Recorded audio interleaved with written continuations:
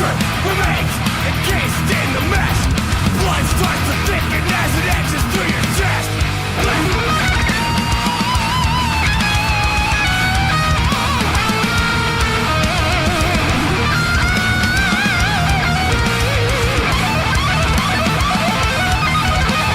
These and blood react as the dirt forms as one. Pain from below, death from above. Closed in a box as your loved ones gather round. Screams of agony lower to the ground.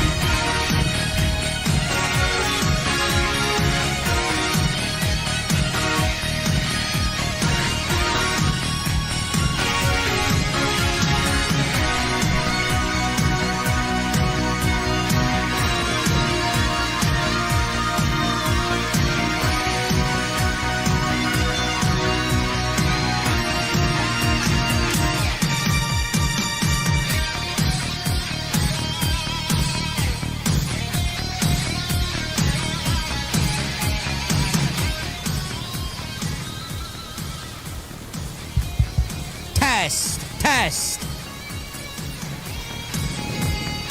You're working tonight. Good job, bro. Oh, my goodness.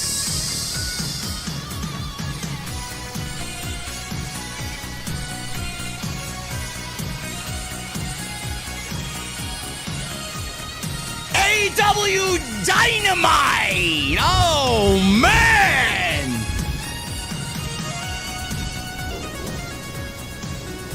I find it funny, man. AEW desperate for those engagements, man. They think they're slick, bro. They got the fake reactors sitting front row, bro. They got the fake reactors now watching AEW Dynamite with the volume turned up. Across social media and YouTube. I see what they're doing, man. Nothing gets by me. Yes, I'm sure that'll go over incredibly well.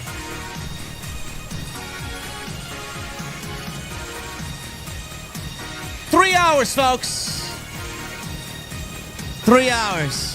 Three hours of this. As if 2 is not bad enough. We got 3 hours, man. They say it's a September to remember chat. It is absolutely a September that Tony Khan and AEW should certainly want to forget. 100%. Ladies and gentlemen, we're going to the beer garden. The Shot-Town Smark is with me as usual, and the beverages are ice cold. So when I get there on this Wednesday night, I want to know, what the fuck are you guys drinking? I'll see you over there.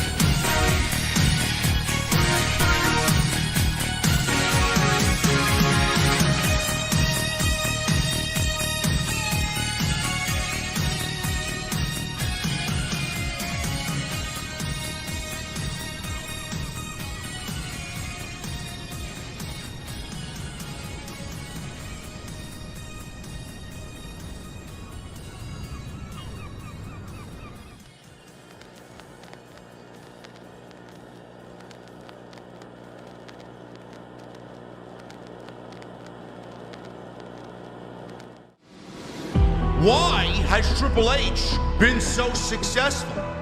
Why is Triple H running WWE better than Vince McMahon and Bruce Pritchard on Monday and Friday night? Long-term booking.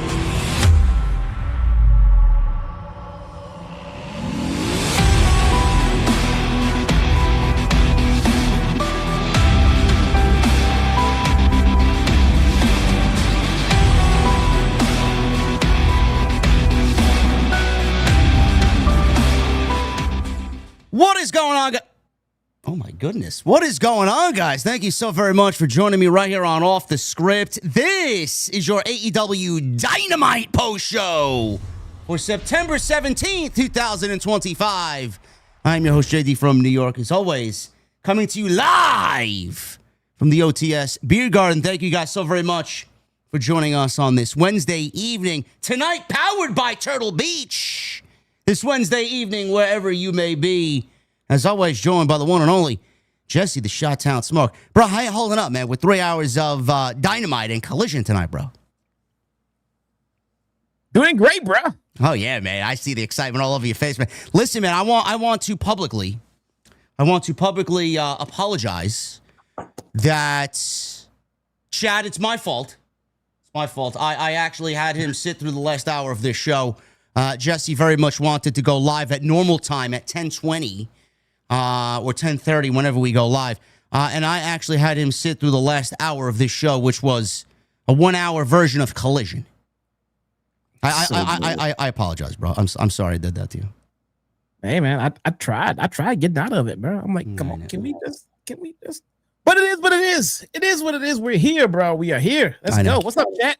I don't know. Yeah, we are here. Unfortunately, we're here to call out the deficiencies in this show.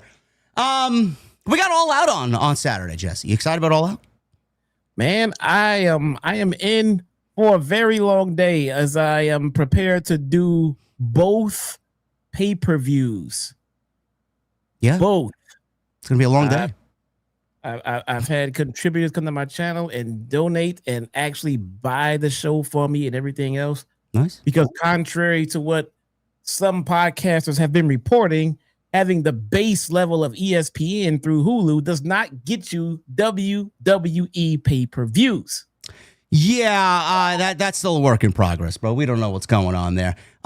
Jesse, how would you consider yourself in the community, bro? Are you a reaction streamer? What type of content creator would you categorize yourself as? I guess if I had to categorize it, I would say reaction. I do live watch-alongs. I don't do the reaction clicks like some do. Oh, look at this. Luchasaurus turned babyface. So let me ask you, bro. I don't want to dig up things that are going to overly frustrate you. This is just a general question. You streamed, right? You streamed a couple of weeks ago, and some poor schmuck got you copyright striked, and you were unable to stream. The reason that you were struck is because you had the volume of AEW very loud in your stream. Is that correct? No, I had the video in. You had the video in. But normally when you play the audio, you also get struck as well, don't you? No, I play the audio all day. Oh, okay. All day, every day. Okay. No, that's actually allowed. That's actually allowed. Okay. It's unbelievable, man. Hopefully you get on board, but normally people that work with me probably are generally disliked in AEW, bro. AEW is bringing on the reaction streamers now, bro. The ones that you see all over WWE, they're bringing them into AEW to do the same thing over here. They're bringing them to the shows. They're bringing them to the shows. They're having them stream Dynamite now. You know, they're being venue. I don't know. They're burning candles at both ends, bro. I mean, I don't want to how are you live watching it on your channel while you're physically at the show? How do they do that? I don't know. I guess they make content there, or they do whatever they got to do. But some of the ones that have forbidden AEW now are reacting to it. Well, I'll tell you this much, bro. And there's an Easter egg for the chat. AEW is not the only company partnering up with live reactors. No. They are not the only ones, and I'm definitely on board with any company that may or may not have reached out to me to do some live content for them. Yeah, well, Jesse's NDA'd out the earlobes, so it's something we can't talk about right now. But yeah, I just find it funny how those that have forbidden AEW because they don't want to get involved with the sickos because they don't know too much, and a lot of people gatekeep AEW. And if they covered AEW, then it would be against WWE policies and against the fan base, and now they're all happily streaming AEW. I just find that to be incredibly fake, bro. You know? It is. You know, you want reactors and you want content creators to cover your product, but then, you know, you treat the ones that do want to cover it the way that I was treated, which is fine. I'm the one that broke the rule. It is what it is. My suggestion to you guys is subscribe to my channel and let's see where the future takes us. There you go. That's all I got to say.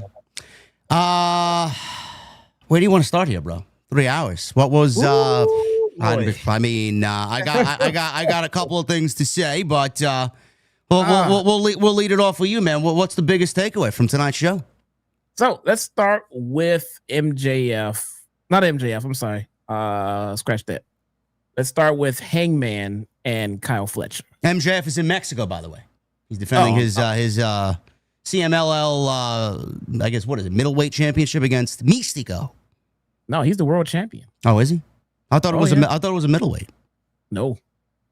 Nope. Huh? He's the world champion. And like this is the day of having your titles represented by people who don't work for your company. That's the day and age we live in right now. Sure. So you want to talk about Adam Page? What do you want to talk about Adam Page for? What happened with him?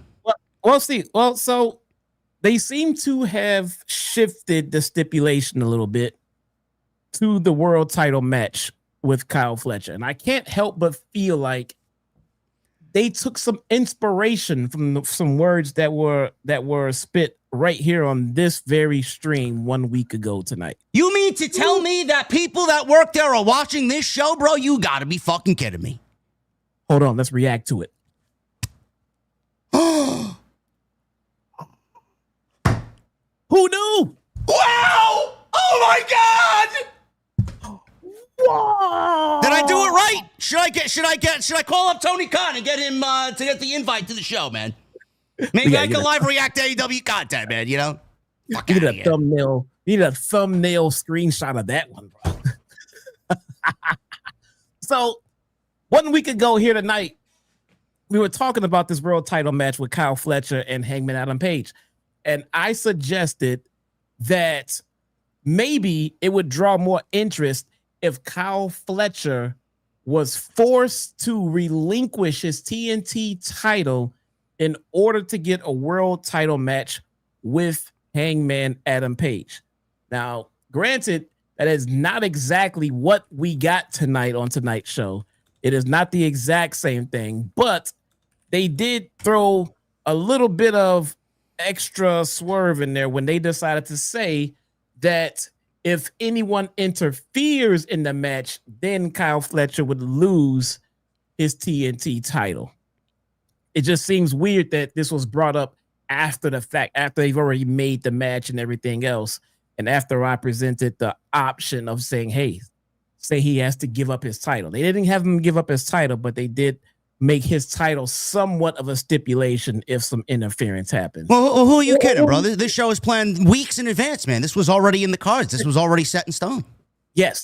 They normally plan out their feuds and they layer them correctly and they space out exactly when they were going. This was always in the plan. They are quite known for telling their stories in a proper. No. This show out of all the shows, man, was booked literally yesterday, man. Coming out of the weekend, they started putting the show together, man. This show was booked this week. Yeah. Now, although it's not exactly what I suggested, it does add a little bit of a tweak to it, which I can appreciate. I mean, if no one interferes, then that doesn't even come into play. So I don't think that's enough to draw interest into the show. I mean, unless, and I don't like putting this out in the universe, but unless they have someone interfere, cost Hangman the title, and Kyle Fletcher does become world champion, but because someone interfered, he would then lose the TNT title. I'm guessing it would become vacant at that point. Bro, I got a better chance of getting hired by AEW than Kyle Fletcher has winning the AEW championship. Their booking and creative writing and storytelling is so inconsistent and so all over the place that it would not shock me at this point. It's so bad. There's no way in hell Hangman should be losing this title to Kyle Fletcher, not right now. That being said, it wouldn't shock me if they actually did it. It would be a ridiculous move. Everybody's going to shit on it, but that doesn't mean that they won't pull that trigger. Listen, this one's shout out to my guy on Twitter, Jason G. You can clip this motherfucker. Clip this one. This show, I want to read this card to you. This was called September to Remember. And I said it in the hype for the stream tonight. This is a September that Tony Khan and AEW should honestly want to forget. One of their worst years creatively, period, in all of 2025. Only the sickos think this is the best year ever. I don't know how you think that when you had Bryan Danielson, Adam Cole, and CM Punk all show up in the same fucking year, man. Sure thing, this is the greatest year that they've ever had. Give me a break. This is the worst year creatively that they've had. And this may have been the worst month that they've ever had, outside of maybe January, February, going into Revolution. Awful. Look at this show tonight. And this is a clear indication as to what is wrong with AEW right now. Máscara Dorada versus the Beast Mortos. We got the Young Bucks versus the Bang Bang Gang, which is Juice Robinson and Austin Gunn. So Juice is growing his beard back, by the way. He looks good. 40% completion on Juice. Really? Only 40%? I thought it was at least 75, bro. Oh God, no. No, man, no. Okay, 40. It's good. It's official. My chat voted. It's right here. 40%. All right, he's looking pretty good. We had Tekla against Queen Aminata in a street fight, which, I mean, we just had one last week. What's the difference between last week and this week? I don't know. But another street fight. We got Tony. Spoke. Who? What? She spoke. She did speak. She said a sentence. She definitely went heavy metal vocalist octave, but I would like for her to actually speak normal, like a normal human being. She said words. She held the microphone, bro. She held the microphone and she said words. Baby steps, bro. We get that. That's it. Baby steps. Baby steps. Queen Aminata and Tekla. Toni Storm made an appearance and cut a promo on her match, which was randomly thrown together because they don't really have any story for Toni Storm going into All Out. RIHO wrestled Robyn Renegade, Jesse. When was the last time we saw Robyn Renegade? I have no clue. I figured she was stuck at ROH. I don't know, but we got her. Apparently, Mercedes wants to work with the Renegade twins. We didn't see any inkling of a faction forming there or a tease. Nothing there. That was a match. Jon Moxley versus Roderick Strong. That was a match tonight. Opened the show. We had the Don Callis family, Hedges Sarah and Josh Alexander versus Top Flight, which was an eliminator match for qualifying into the tag team title match, which is a ladder match at All Out. We got Jet Speed versus the Dinosaur and Kip Sabian. Bobby Lashley versus Toa Liona. And we had a face-to-face, which was Copeland and Christian and FTR, which was probably the best thing on the show. The point I'm trying to make is every single match on tonight's show literally was booked on Monday for Wednesday, specifically to get and flesh out the rest of the pay-per-view card together. After Saturday, AEW has absolutely nothing going into their next pay-per-view, which I believe is going to be Wrestle Dream. I don't know where that's taking place. I think it's in St. Louis. Jesse, the problem with this show and the problem with this company is it's booked week to week, and it is absolutely 100% visible to the naked eye here what they're doing. The entire show, predictable. Every single match maybe outside the Beast Mortos, which we'll get into in a little bit. Máscara Dorada won that match. Every single match has been a predictable outcome. And every match was booked tonight to flesh out the rest of the card with absolutely nothing to come after this, after the pay-per-view is over. There's nothing to come after this. There's no plan after All Out. This company books week to week, match to match, show to show, and there's literally zero long-term planning and no long-term vision. That's the fucking problem with this show. It's the same fucking problem with WWE. Cody Rhodes and Drew McIntyre have been saying it for weeks. The same fucking main event on Monday Night Raw. 7, 8 straight weeks now with The Vision and LA Knight and Jey Uso and some form of a babyface. It's the same fucking thing every single week. Both United States companies are suffering from absolutely lifeless creative and a predictable formula that is not creating an exciting television program. This was absolutely fucking effortless television. And I don't know how anybody looks at this and says, well, they had a pay-per-view card to put together. You know what Tony Khan should have done if he was actually a competent booker? The show should have already been fleshed out. You know in the back of your mind what you want to do for the show, and you get the pieces together early on so that leaves you 3 or 4 weeks of television to build those matches. Why are you waiting until the last week to put a fucking card together to flesh out a pay-per-view that's literally 3 days from now? And this show don't have problems. Nah. Everything's fine. Everything's great. It's the best year ever. Give me a fucking break. That's why you got these reaction streamers on board. You got tweets showing up in the middle of the fucking show.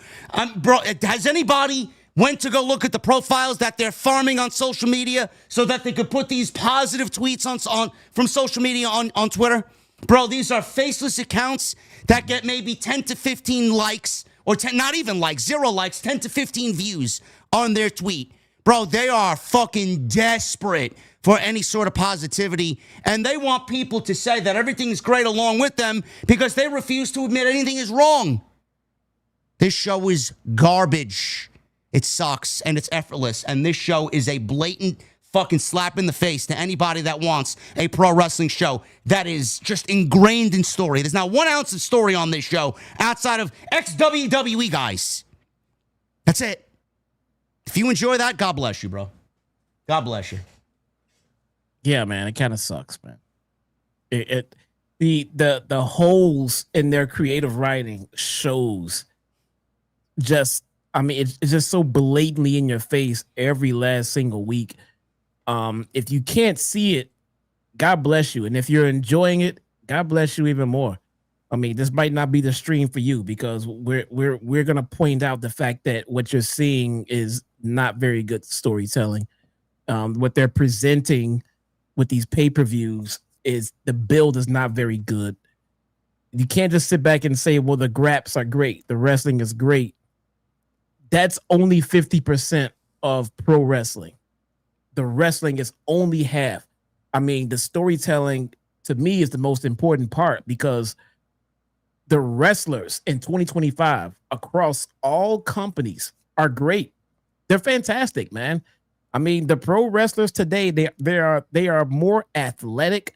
They are, I would venture to say, drastically less chemically involved and more athletically involved, if that makes any sense. Back in the 80s and 90s, you had your guys on the road. You got the guys juicing, you got the guys drinking every night and hitting the next town. And that is not a tradition in 2025. You get more of the athlete base. They take care of their bodies. They're eating correctly. They do what's right for their bodies as opposed to just doing shit that's going to cost them their lives, in the next 15, 20 years. So you have more athletes out there, and they are putting on better wrestling shows as a whole, but the storytelling is not there. They're going out there and breaking their backs. They're going out there and breaking their bodies, and the stories are being left to the wayside. They're falling through the cracks. The fans are not absorbing everything that they're physically doing in that match because the story is just not interesting. They're doing some incredible badass shit, and a lot of the fans are sitting there saying, "Why is this match happening? Why are they doing this? This makes no sense. This makes no sense. And it doesn't make sense. But the matches are incredible, but the fans are just not into them. They're not invested into them. The characters, they're not invested into them. They're not buying the merch because they don't care about the characters. Why don't they care about the characters? Because the fucking stories suck. They're inconsistent. They don't make any sense. That is why. This is the worst wrestling show on television. And SmackDown is right there. Both equally awful.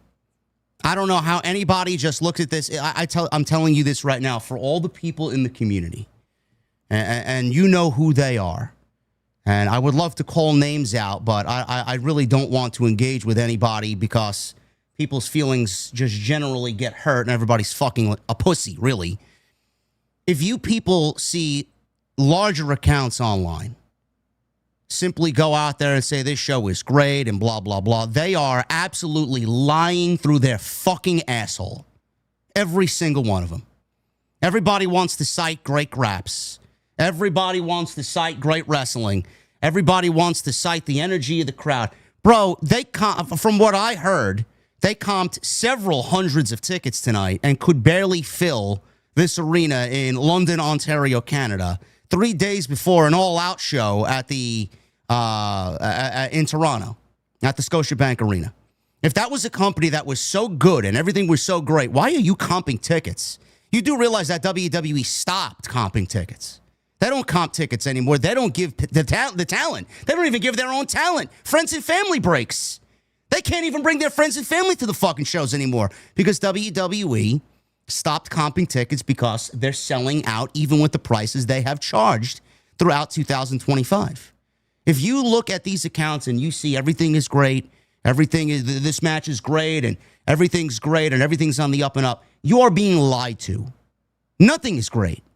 You can't base this show on great pro wrestling. If you love great pro wrestling, fantastic. Jesse and I love great pro wrestling. But do you want to know? I feel like we are fucking saying the same thing every single week, and I'm not going to stop until it fucking changes. If you have a pro wrestling match with zero story, a.k.a. this fucking show tonight, you have a garbage fucking television show. Now, if all 10 of these matches or 10 of these segments had fucking story, everything would be a lot better and everything would be a lot more exciting on this show. Jesse and I wouldn't be all negative. We'd be positive. We want a positive show. We want to come on here and speak positive. There's nothing to speak positively of. Better story equals better television show. A story makes a better pro wrestling match. What is so fucking difficult to understand with this simple concept? Who gives a shit about literally anything that happens on this show? What happened here?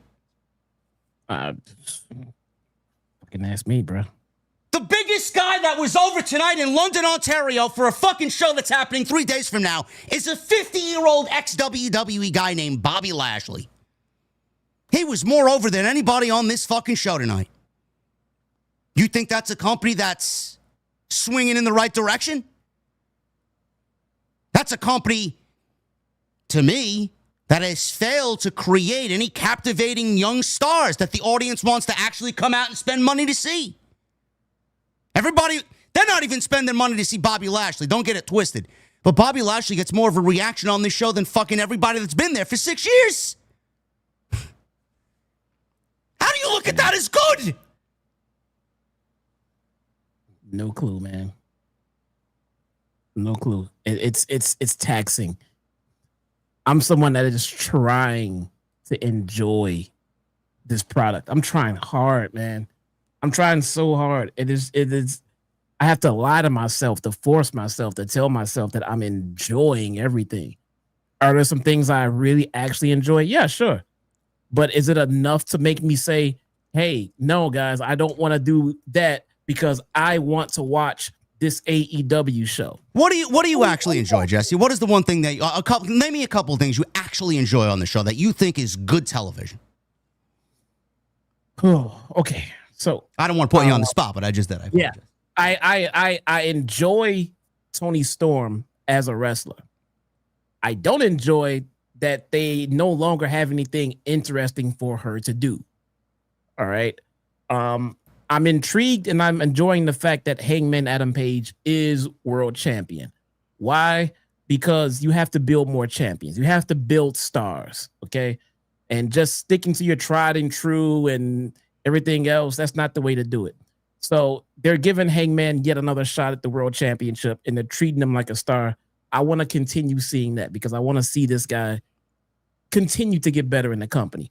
I like what they're doing with Kyle Fletcher to an extent. I like that they're trying to tag him as being the future guy.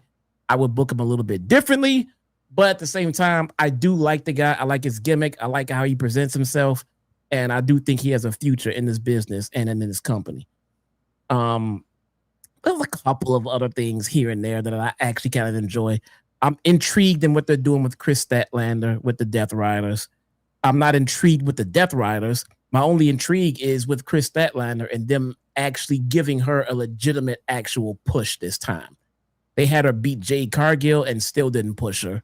I don't know how the fuck that failed, but it's seemingly like they're trying to give her another shot at something important, and I want to see how that pans out. That's about all I got right now. You got more than I do. Really? I mean, I would say anytime Copeland's on television, I still think he's got that element of story. I mean, it's not really, I would have done a thing or two different with his story with Christian, but anytime Copeland's on television, what happened? 1 second. This guy in the chat, D Money, says Kyle Fletcher is gay. Can you tell me who Kyle Fletcher's girlfriend is, sir? I don't give a fuck what he is. I don't know why that's even important. It's not important. But for the sake of conversation, can you tell me who his girlfriend is? Well, maybe he don't know. Would you care to tell him? Sky Blue. Why is he that, D Money? Because he wears pink suits? I actually quite like pink. I wear pink when I have to go out to a function or something.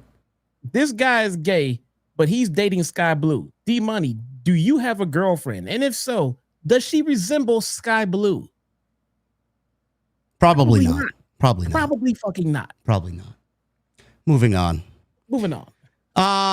Copeland, MJF, he's our guy. He knows that. Everybody knows that. Hangman to an extent. I think I'm already getting bored of this fucking title run. And it's not because of him. It's because of the lack of creative coming out of All In for his championship run so far. Kyle Fletcher was certainly not the fucking plan. They had no plan coming out of All In, and they just fucking rushed to get something together for All Out. That's all that is. And I can't really point you in another direction, honestly.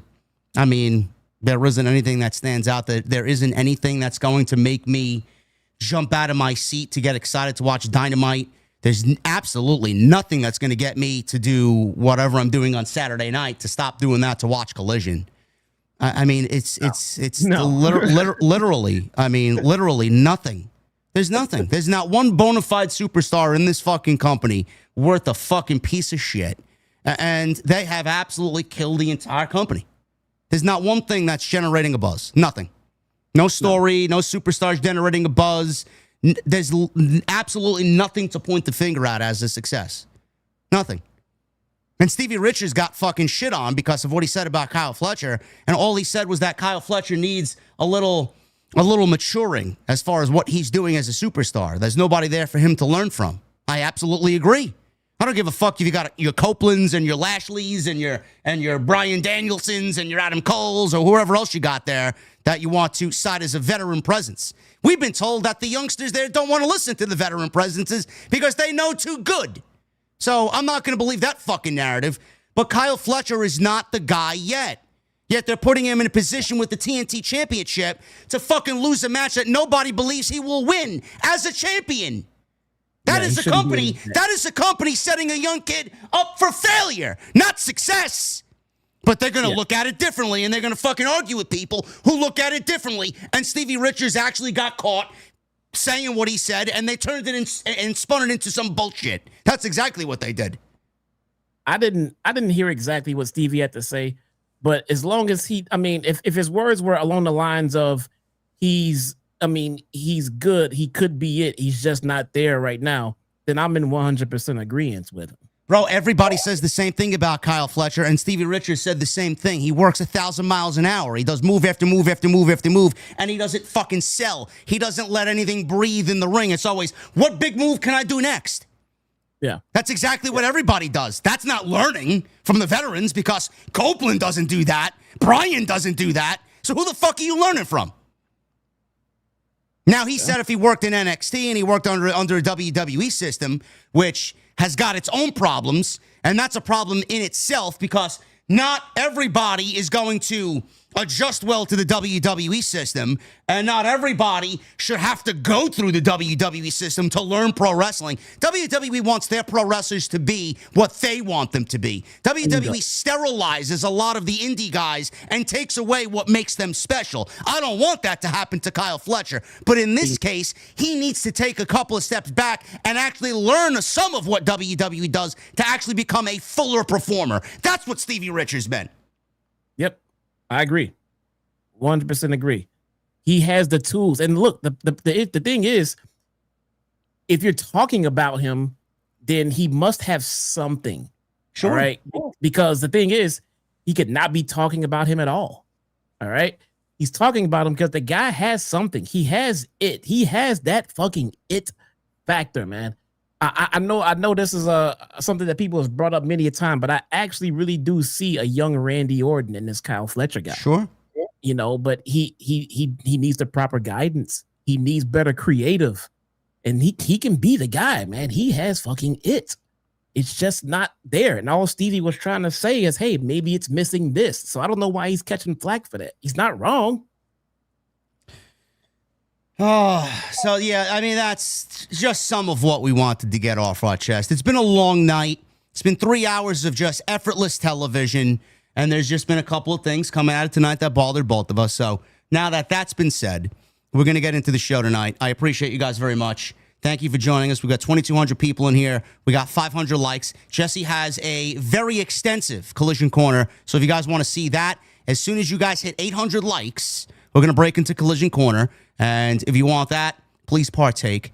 I greatly appreciate that. So does Jesse. Make sure you follow us on social media at JD from NY206 on Twitter, Instagram, TikTok, and Cameo. I fulfilled 2 cameos today. So if you guys want to get in on that, there is a fall special coming up. I believe it's active right now. If you guys want a cameo, I'll fucking troll somebody. I'll blast somebody. I could do advertisements for your work, birthday, any holiday, any special occasion. $20 per cameo. It's a special deal going on for the rest of the week. So make sure you guys hit me up over there. Follow Jesse on Twitter at Chi-Town-Smark and on YouTube. I know you mentioned it before, Jesse. You have a looming, very special announcement.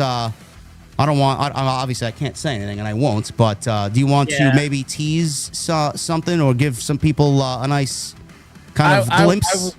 I would love to, but I was asked to hold off on any official announcement.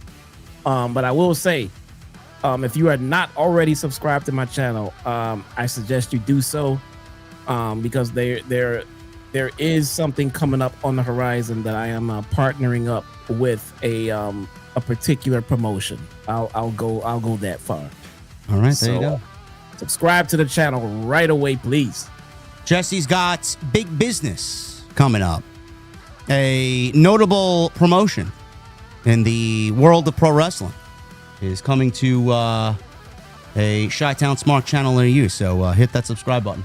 Please make sure you get the super chats in. They greatly help me out. And if you want to support, it's the best way to do so. Any questions, comments, and concerns, get them on in. We'll hang out at the end of the show.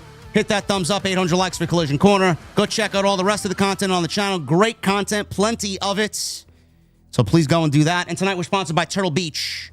TurtleBeach.com/script. Use that promo code SCRIPT for 10% off. We got a little something from Turtle Beach later on in the show right here for the AEW Dynamite September to Forget post show for September 17th, 2025. Now, we got into a little bit of the Kyle Fletcher and Adam Page discussion, Jesse. We won't get into literally everything that happens in the open of the show because what opened the show was a contract signing between Kyle Fletcher and Adam Page for their World Championship match.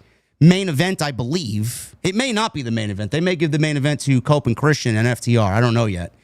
But as far as I'm concerned right now, the AEW Championship is the main event. Kyle Fletcher versus Adam Page. We had a contract signing tonight. And How do you feel about a contract signing happening after this match has already been official? We got graphics and everything for over 2 weeks now. Do you feel like that's a little silly to do a contract signing after it's already been official like this? Nah, I don't know. Contract signings have never been consistent as to when they happen. They've always booked the match, and then sometimes they'll save the contract signing till the go home show and things like that. That's not out of the realm of, things that happen all the time. So I don't care as much, and I enjoy a good contract signing as much as the next guy. So I mean, it's not like the most oh my god, why is this happening type deal. I mean, they happen, and there's no rhyme or reason as to when they happen. Pro wrestling, you get contract signings as long as you stick to the script of it needs to be, shenanigans and all this other shit that comes with it. It's supposed to add intrigue and add some drama to an already filled storyline. This one's not filled with drama, though. No, this is not drama-filled at all. Nowhere near. Adam Page says he is 26 years old, speaking of Fletcher, and he could be in AEW for decades. He said he is someone the entire roster could look to carry the company into the future. He says he has to prove he is the man who is worthy of that, though. He said he'll have to earn it on his own. He said if the Don Callis family or any member of the Don Callis family enter this match and interfere, he will be disqualified from the match, not win the AEW championship, but also he will lose the TNT championship as well. So added stakes on the line, and the fine print was added to the contract. Don Callis didn't know what Adam Page was talking about, and Hangman said it's in the contract. So you said last week, Jesse, that the TNT title should be given up in some way, shape, or form for him to even get this title match, because honestly, if we look at it, he doesn't really make sense to challenge Adam Page at this point. But they kind of took your idea and did it a little differently. It did it a little differently, and which is fine. I can see that. Stripping him of the title and then having him win it back later, I could see how that wouldn't be a good look for everybody involved in trying to get the title at the same time, and and it also kind of diminishes the value of the TNT title itself. But look, this is the pocket that you put yourselves in when you book this match. I'm just trying to come up with ideas to help make it more interesting and try to make it make more sense. I wouldn't have booked the match. I would have focused on Kyle Fletcher defending that TNT title as if it was the world title. But you're in this situation right now where you're trying to find contenders for Hangman Adam Page, so now you booked the match. So I'm just trying to think of ways to help it sell. And it's like, hey, I'm so confident that I'll give up this title for my title opportunity. You know what I'm saying? It's not the most ideal thing in the world, but we're here. We're here, and you put us here, so let's try to figure something out. And that was just my idea to throw out there for it. It's not that bad of a stipulation, but it just makes it very painfully obvious, even more so, that Kyle Fletcher is not winning the AEW championship. Is there going to be a new Don Callis family member? That's always a possibility. They have half the fucking roster under the Don Callis family roof, so I wouldn't be surprised if that's the case. But Hangman went on to ask Fletcher if he's so sure of himself now compared to last week. Fletcher says, "You think that scares me, Hangman?" He says he is scared out of nothing, or he's scared of nothing. He said on Saturday there will be nobody else involved, but that changes nothing because he is the best wrestler to step foot inside an AEW ring. He says he'll fulfill his destiny when he becomes the AEW Men's World Champion. I don't know why they're highlighting AEW Men's World Championship. I don't really get that. It's the second week in a row now they kind of emphasize that. Of course it's the Men's World Championship. He's not challenging for fucking Mercedes' title. Mercedes has the Women's Championship. We know she's carrying the Women's Championship because she's a woman. Kyle Fletcher's a dude. So is Adam Page. I don't know why they're putting emphasis on men's. What championship is it? It's ridiculous. Unless they're trying to make the championships equal, which at this point they're not, because the men's championship is obviously much more prestigious than the women's. It's just a fact of life. Give me a break. Somebody turned us into an absolute fucking gift. I know, I saw that. Yeah. Saw that. He said on Saturday he'll allow him to ride off into the sunset because the entire company belongs to him now. And he signed the contract. Or whatever. Tony Storm, Mercedes, who gives a fuck? All the same shit. Hangman says he knows. See, now I'm thinking that she's eventually going to win the championship because that's exactly what's coming. Hangman says he knows how it feels to be him right now. He says he's been in his shoes. He says what he doesn't know yet is how it feels the morning after All Out. He says it will crush him and ruin him after he takes every shred of confidence from him. Said he believes Fletcher will give all he has, but it won't be enough, and he'll be sure of it. He said it All Out, and in the days and years that follow, do not disappoint me. So that's basically it. This match, if you believe AEW, was the plan all along coming out of Forbidden Door. It was not. They supposedly had Wardlow tapped for Adam Page, which equally, probably worse off, would not have made any sense whatsoever because he just got back. I don't know why you're putting him in a position to automatically lose. So he got injured, supposedly. And then they went with Kyle Fletcher, who also didn't make any sense. But I said on social media, I don't even think the diehards watching this show believe Kyle Fletcher has a shot in the dark to win this match. And all that's going to happen here on Saturday is they'll probably go 30 minutes. It'll be a great pro wrestling match with a bunch of no-selling maneuvers. Kyle Fletcher will lose. He will still be the TNT champion. He will take a loss as a TNT champion when their priority should be building him up as the TNT champion. He'll go to Collision on Saturday, probably go and do one of his stupid open challenges, and go right back to being a Collider, having open challenges on Saturday night for a dead title. Am I close? Yeah, they don't get it.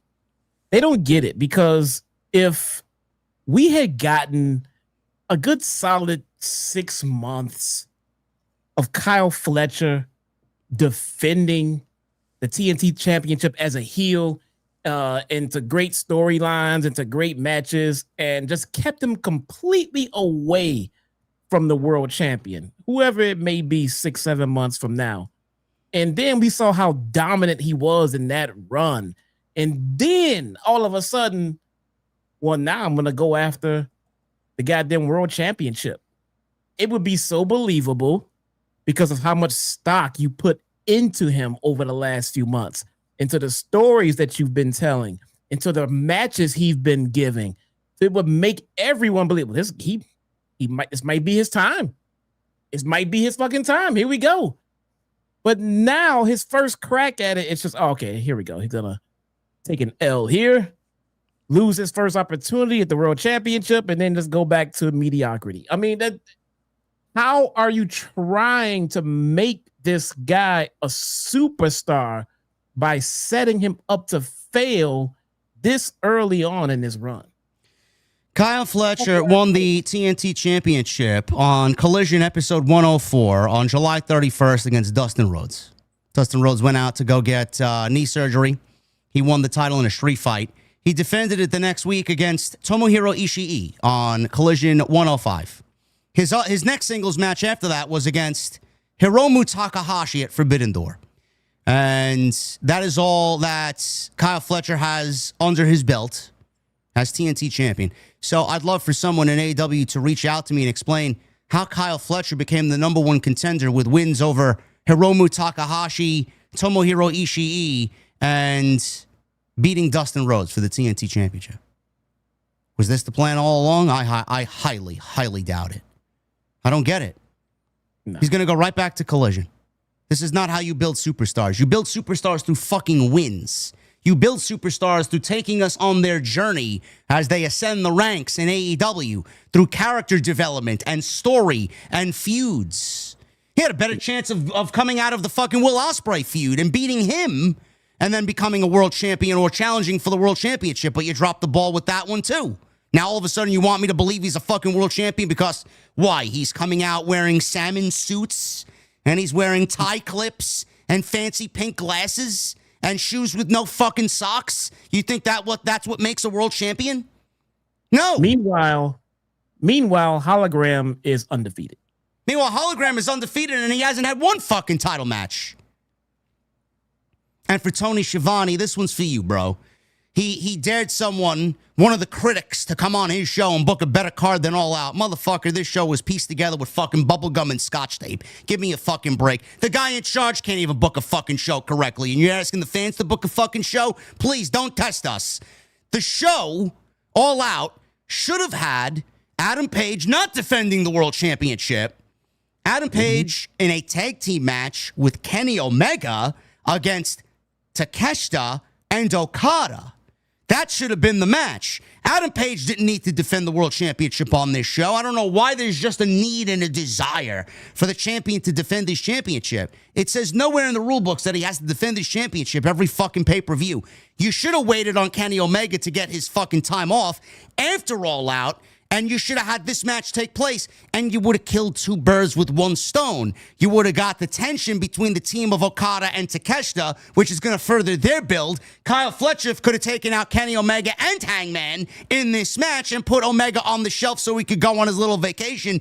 Then you could build Fletcher and Omega and build Fletcher up with some story that he's coming after Omega. He wants to end the old era of AEW, and he wants to replace all those guys with himself and build him up from this point on to maybe win the Continental Classic, maybe get a championship match next year, and build his star up through fucking wins and situations and moments. But instead, they gave us this match, which is inevitably a loss for Fletcher, and we get a Eliminator tournament taking place for 2 weeks, where we're eventually going to get one of those guys, or Okada, I should say, pinning Máscara Dorada at the pay-per-view. Which idea was better, Tony Schiavone? Give me a fucking break. Complete garbage. Predictable outcomes are the worst thing this year in all of pro wrestling. And this show is as predictable as they come. And Kyle Fletcher's great. He's not there yet. And if he thinks he's there yet, it's great. That's the attitude you should have. But somebody's gaslighting him to thinking that he's further along than he is. And believe me, he's not. Because he's working for a company that isn't going to take him to the heights he thinks he should be at. And that's a fact. That's my pipe bomb for the night. Sorry. Moving on. You're not wrong, man. No. You're not wrong. And for anybody who thinks I'm just going to sit, if anybody has been here more than once, you know that I'll be the first one to say, I don't agree with what you're saying. I think you're fucking wrong. I have no disagreements with anything you just said.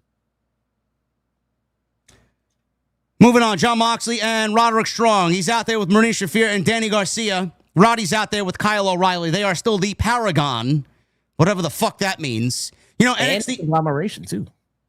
and the conglomeration, yeah. There are multiple factions. The Paragon conglomeration is the group, yeah. You know, Yeah. NXT had a homecoming show last night, which was super cool, according to some tweets and fan reports online. You can't have an NXT homecoming without the Undisputed Era. One of the best factions in all of WWE history said that we can't have that, but it just goes to show you that how influential they were and how bottom of the barrel they are here in AEW. Absolutely lifeless, and I feel bad for them because they're fucking good. Jon Moxley wins this match, Jesse, and we get to the end here where Paul Turner was distracted. And Strong went to hit the ropes. He was tripped up by Wheeler Yuta, who arrived late into the mix of things here. And this led to Moxley getting the Bulldog choke, and Roddy tapped out to Jon Moxley. After that, they went right into the next segment, and legitimately, bro, this match meant absolutely nothing to anything having to do with Darby and Jon Moxley at the pay-per-view. So why did this happen?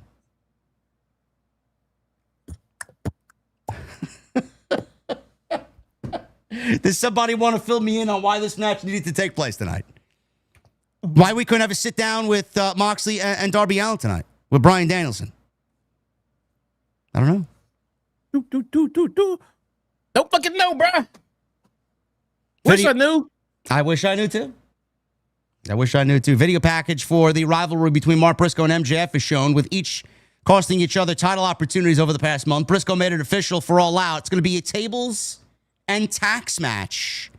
And then we got footage of MJF in Tony Khan's office. We got Tony's office pictured on screen, and there was this piece of loose leaf paper that had Tony's office written on it. on the door. And we heard MJF berating Tony Khan behind the closed door. We didn't see MJF or Tony Khan. I don't know why. I mean, it would be better television if we actually visibly seen them and visibly seen MJF fucking roasting this guy live on television. I don't know why they didn't do that. But we saw... Somebody was mic'd up, though. Say again? Somebody was mic'd up, though. I'll get to that in a little bit. Footage of MJF going to Tony Khan's office, telling him he screwed MJF at Forbidden Door, taking away being able to cash in his Casino Gauntlet contract anytime he wants. So MJF wants out of the tables and tax match, as he's not a death match wrestler, demanding Tony Khan to take him out of this match. Khan screamed he owes MJF nothing, and MJF said it's nice of him to put his big boy pants on for a change and be a boss, but MJF isn't to blame when there's another Briscoe in the ground after Saturday at All Out. And then MJF apparently he left Tony Khan's office. Now, like I said, Jesse, we didn't physically see them. I wish we did. This definitely came across kind of bizarre to me. And I don't know how you felt about it, but it almost sounded like it wasn't even legitimately them in the moment. I felt like it was something that was pre-recorded that was dubbed over the fucking scene that they showed on television tonight. Might have been a pre-recording. No, I didn't think about that. I just thought that it just felt like someone was unnecessarily mic'd up. The camera's outside of the office, but we can hear everything clear as day. Like, did MJF go in there with a mic? Was Tony Khan sitting there with a live mic in his office? You know what I'm saying? Why were we able to hear the entire conversation as clear as day? He went in there with a mic. I don't know. Who the fuck was in there? Was the camera guy in there? Was a microphone guy in there? Was his wife in there holding a microphone? It sounds so weird. And I don't know. Tony Khan is I would say not the best of actors, because his voice just sounded like a lot of fake outrage, and he was trying to be a tough guy about his responses and everything. It just wasn't. Look, the segment just wasn't produced very well. No, okay. No. They don't know how to have fun with these segments. That could have been a great segment. No. All they needed to do. First off, we all know where Tony Khan sits during the show. Yes. He sits in fucking Gorilla. Yes. He's sitting in Gorilla. So all we needed to do was have MJF come storming into Gorilla and get in Tony Khan's face and says the shit that he says, and then Tony Khan can stand up and poke his chest out and give his reply like, "Get the fuck out of here." You know what I'm saying? I don't owe you shit and everything. I mean, it just all could have been done a little bit more realistically. That's all. I mean, nobody expects Tony Khan to be locked away in an office during a live television event. He's sitting right there in Gorilla. Absolutely, 100% correct. I don't know how you have a talent like MJF on screen and you don't want to show him on screen yelling at his boss for doing something that MJF is very offended by. Yeah. What are you, fucking stupid? How does this company operate sometimes, bro? It's like the dumb leading the dumb over there. I don't understand it. So it did sound pre-recorded. That's the way I interpreted it, but that's what we got. Tables and tax match on Saturday. MJF's got quite the schedule this week. He's going to be in Mexico Friday. He's got to make the quick flight to Toronto on Saturday. And he's filming Violent Night 2 in between, still making his dates for Dynamite and whichever AEW shows he will be featured on. Speaking of making his dates, did the man finish his honeymoon yet? I don't know, man. I don't know. Come on. I guess he's waiting. I guess he's waiting till he gets all this work done. Then he could enjoy himself. I mean, she's at work too. We saw her tonight. It's all right. Gotta get that money, man. Gotta feed those cats. Gotta support the household. Yeah, I guess so, bro. Bobby Lashley. He went one-on-one with Toa Liona. This was actually one of the better things on the show. I actually quite enjoyed this. This was easily Toa Liona's best effort since he's been making regular appearances on television. This was definitely more of a WWE style match. And Bobby Lashley looked great here, as the crowd was definitely into the Hurt Syndicate here tonight. So if you saw one Bobby Lashley match, you pretty much know what he set to deliver here. And we'll pick it up at the end here. Lashley lined up for a spear. Toa Liona bailed outside. He was groggy from Bobby Lashley throwing him around. Lashley sprinted around ringside, hit a big spear outside, MVP all of a sudden, and I mean legitimately, popped Ricochet right in the fucking mouth. Ricochet had a great sell with that right hand from MVP. It almost looked like it had some fucking oomph to it, as if MVP doesn't really like Ricochet. So he picked up Ricochet. He threw him into the barricade, which Ricochet sold really well. Khan was decked with a Benjamin thrust kick. Another distraction allowed Liona to pounce Lashley across the ring. He actually went for a cover and got a 2 count. Lashley flowed over into a power slam attempt, into a hurt lock. Liona kicked out of the corner for a pin attempt, and Lashley rolled over with a submission. Still applied, and Liona passed out to the hurt lock. Post-match, Ricochet and Bishop Khan hit the ring to attack, but MVP broke his cane over Ricochet's back, while Bishop Khan was also sent packing, and the Hurt Syndicate stood tall with the crowd in London, Ontario chanting, "We hurt people!" And they actually did hurt people tonight.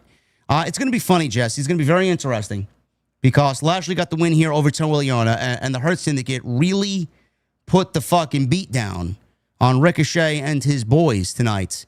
And if you remember when that report from Fightful came out with the whole Hurt Syndicate having creative control and they didn't want to lose to FTR at All In and Forbidden Door, one of the teams that they did say in that report that the Hurt Syndicate would have no problem putting over are the Gates of Agony.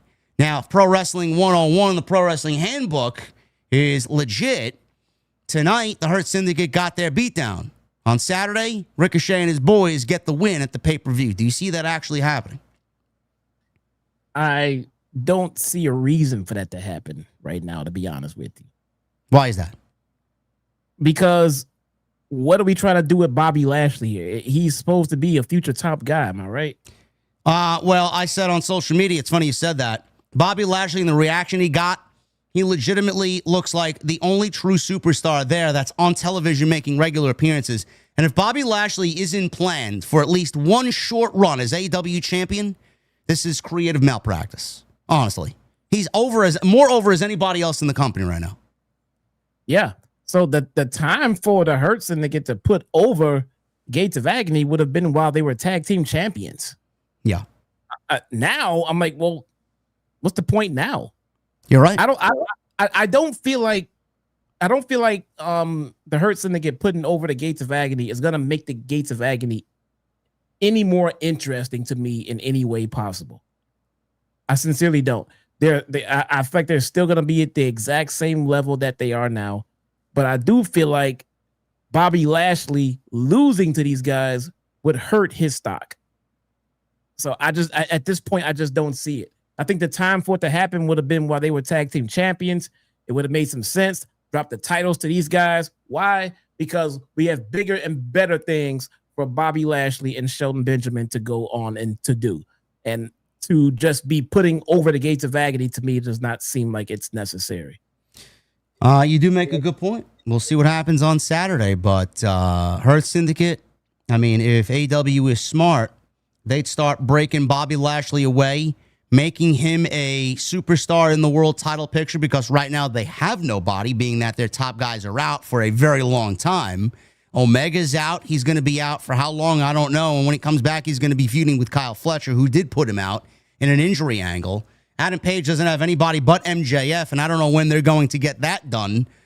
And I did read a rumor today that the Hurt Syndicate may be planning to add some new youthful members to the group. So that could be the plan, moving Bobby Lashley out of the group, finding somebody to team with Shelton, keep the tag team together while Bobby Lashley moves on to the main event scene. That's the right way to go about it, and I think MVP knows that. I wouldn't add new people to the Hurt Syndicate. I would add a person. I would add a person to tag with Shelton Benjamin. Absolutely. So then, yeah, I can move Bobby Lashley up to the main event scene. We can have MVP come out with Shelton Benjamin and this new tag team partner, and then separately out with Bobby Lashley in the world title picture. We don't need to grow the Hurt Syndicate like we did the goddamn Callis family. They need one new member and do it right, make it make sense, make sure he can go on the level with Shelton Benjamin, and that would be the fantastic move to make right there. Who are you adding to the Hurt Syndicate if that's the case? To be honest with you, I would love to see someone like a Lee Johnson or a Kevin Knight at it. I was going to say Kevin Knight. I think Kevin Knight's the guy to add. I think him and Shelton Benjamin, and you give him that kind of that rub from the Hurt Syndicate and make him into a superstar because they were so high on him and he just is withering away dead with this tag team with Mike Bailey. Nobody gives a fuck about them. They get zero reaction every time they're out there. Kevin Knight and the Hurt Syndicate would actually work. Yep, absolutely. Lee Johnson, that'll be good too. I see people saying Will Hobbs. I see people saying Scorpio Sky. Guys, I'm thinking someone who needs this fucking exposure. We're trying to elevate people who are doing next to nothing. So that's why I'm thinking of a Kevin Knight or a Lee Johnson. What would happen to Milk Chocolate there, bro? The new tag team there with Lee Johnson and Villa Baby. Is that their name? First off, it's not fucking Milk Chocolate. Okay.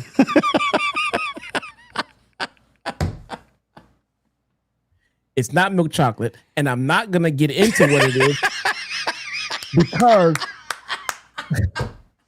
I am saving it for Collision Corner. Whatever their name is, man, I'm sure I could order it going to Carvel.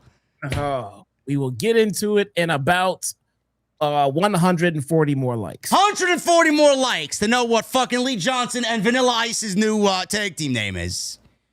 AR Fox in the Hurt Syndicate? Give me a break, guys. Come on, man. Thank God you aren't booking the fucking show, man. I'll tell you that right now. Not AR. No. How is he going to be Mr. Collision if he's in the Hurt Syndicate? Yeah.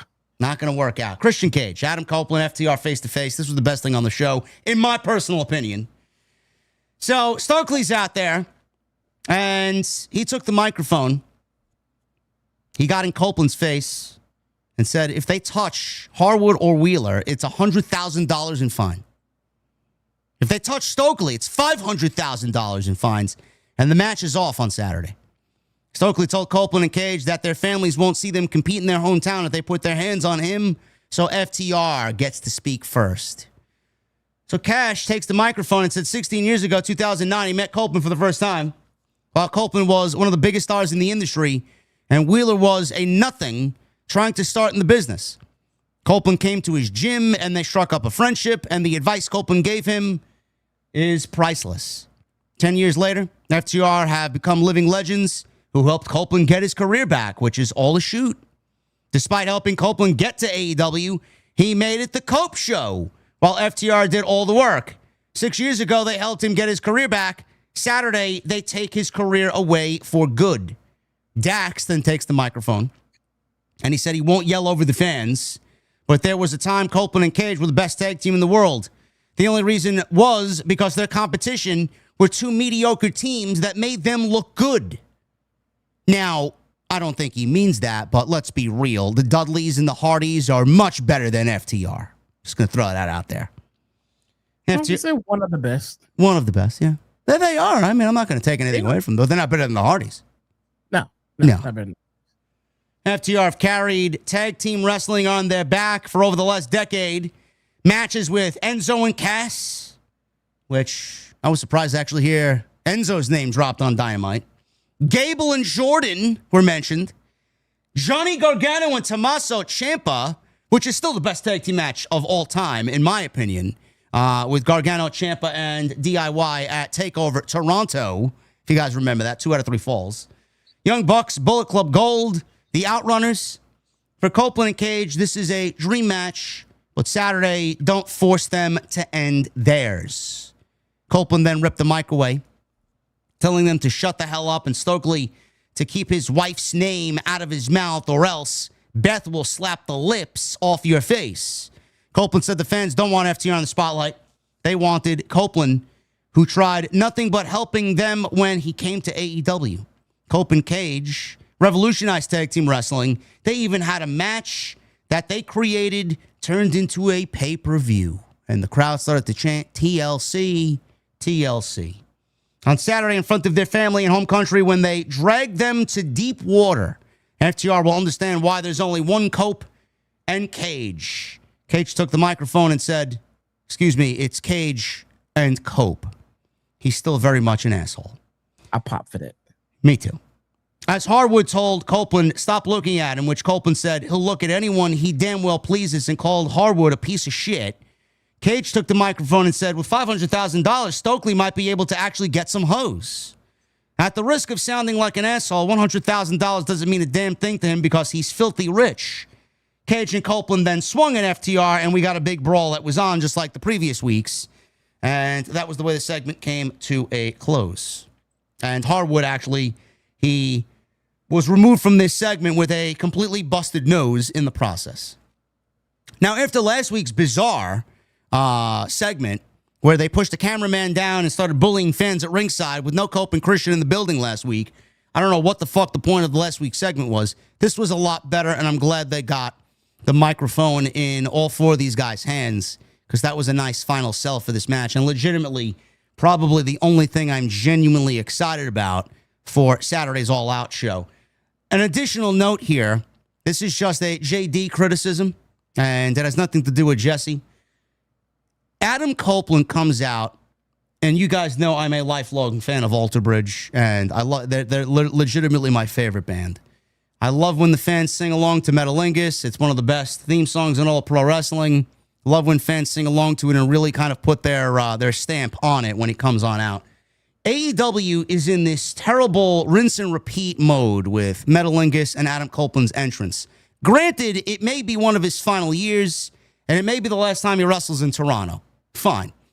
But if you're going to follow the footsteps of what you did with Chris Jericho and Judas, this is a lot better than Chris Jericho and Judas.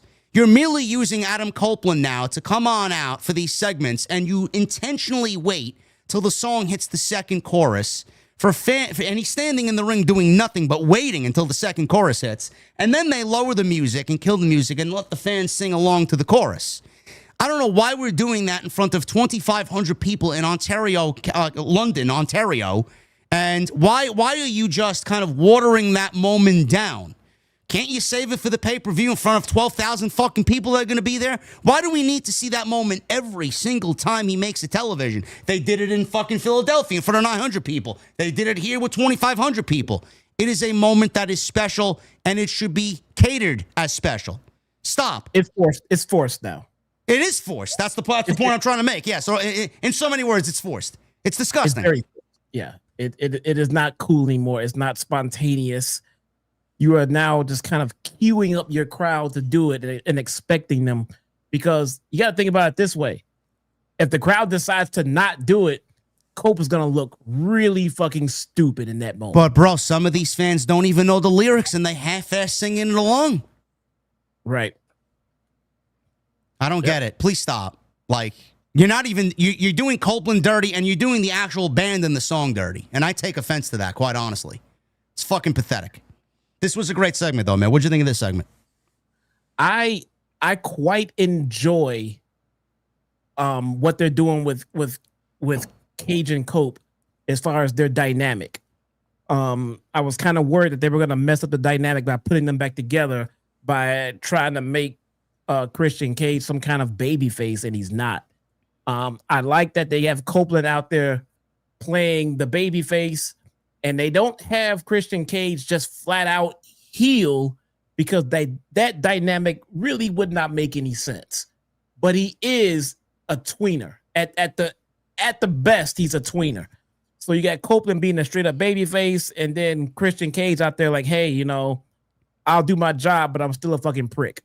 And I can appreciate that. I do it. I like that dynamic, and it makes the promos more interesting. It makes the whole dynamic more palatable, if that makes any sense, without making any drastic changes to it.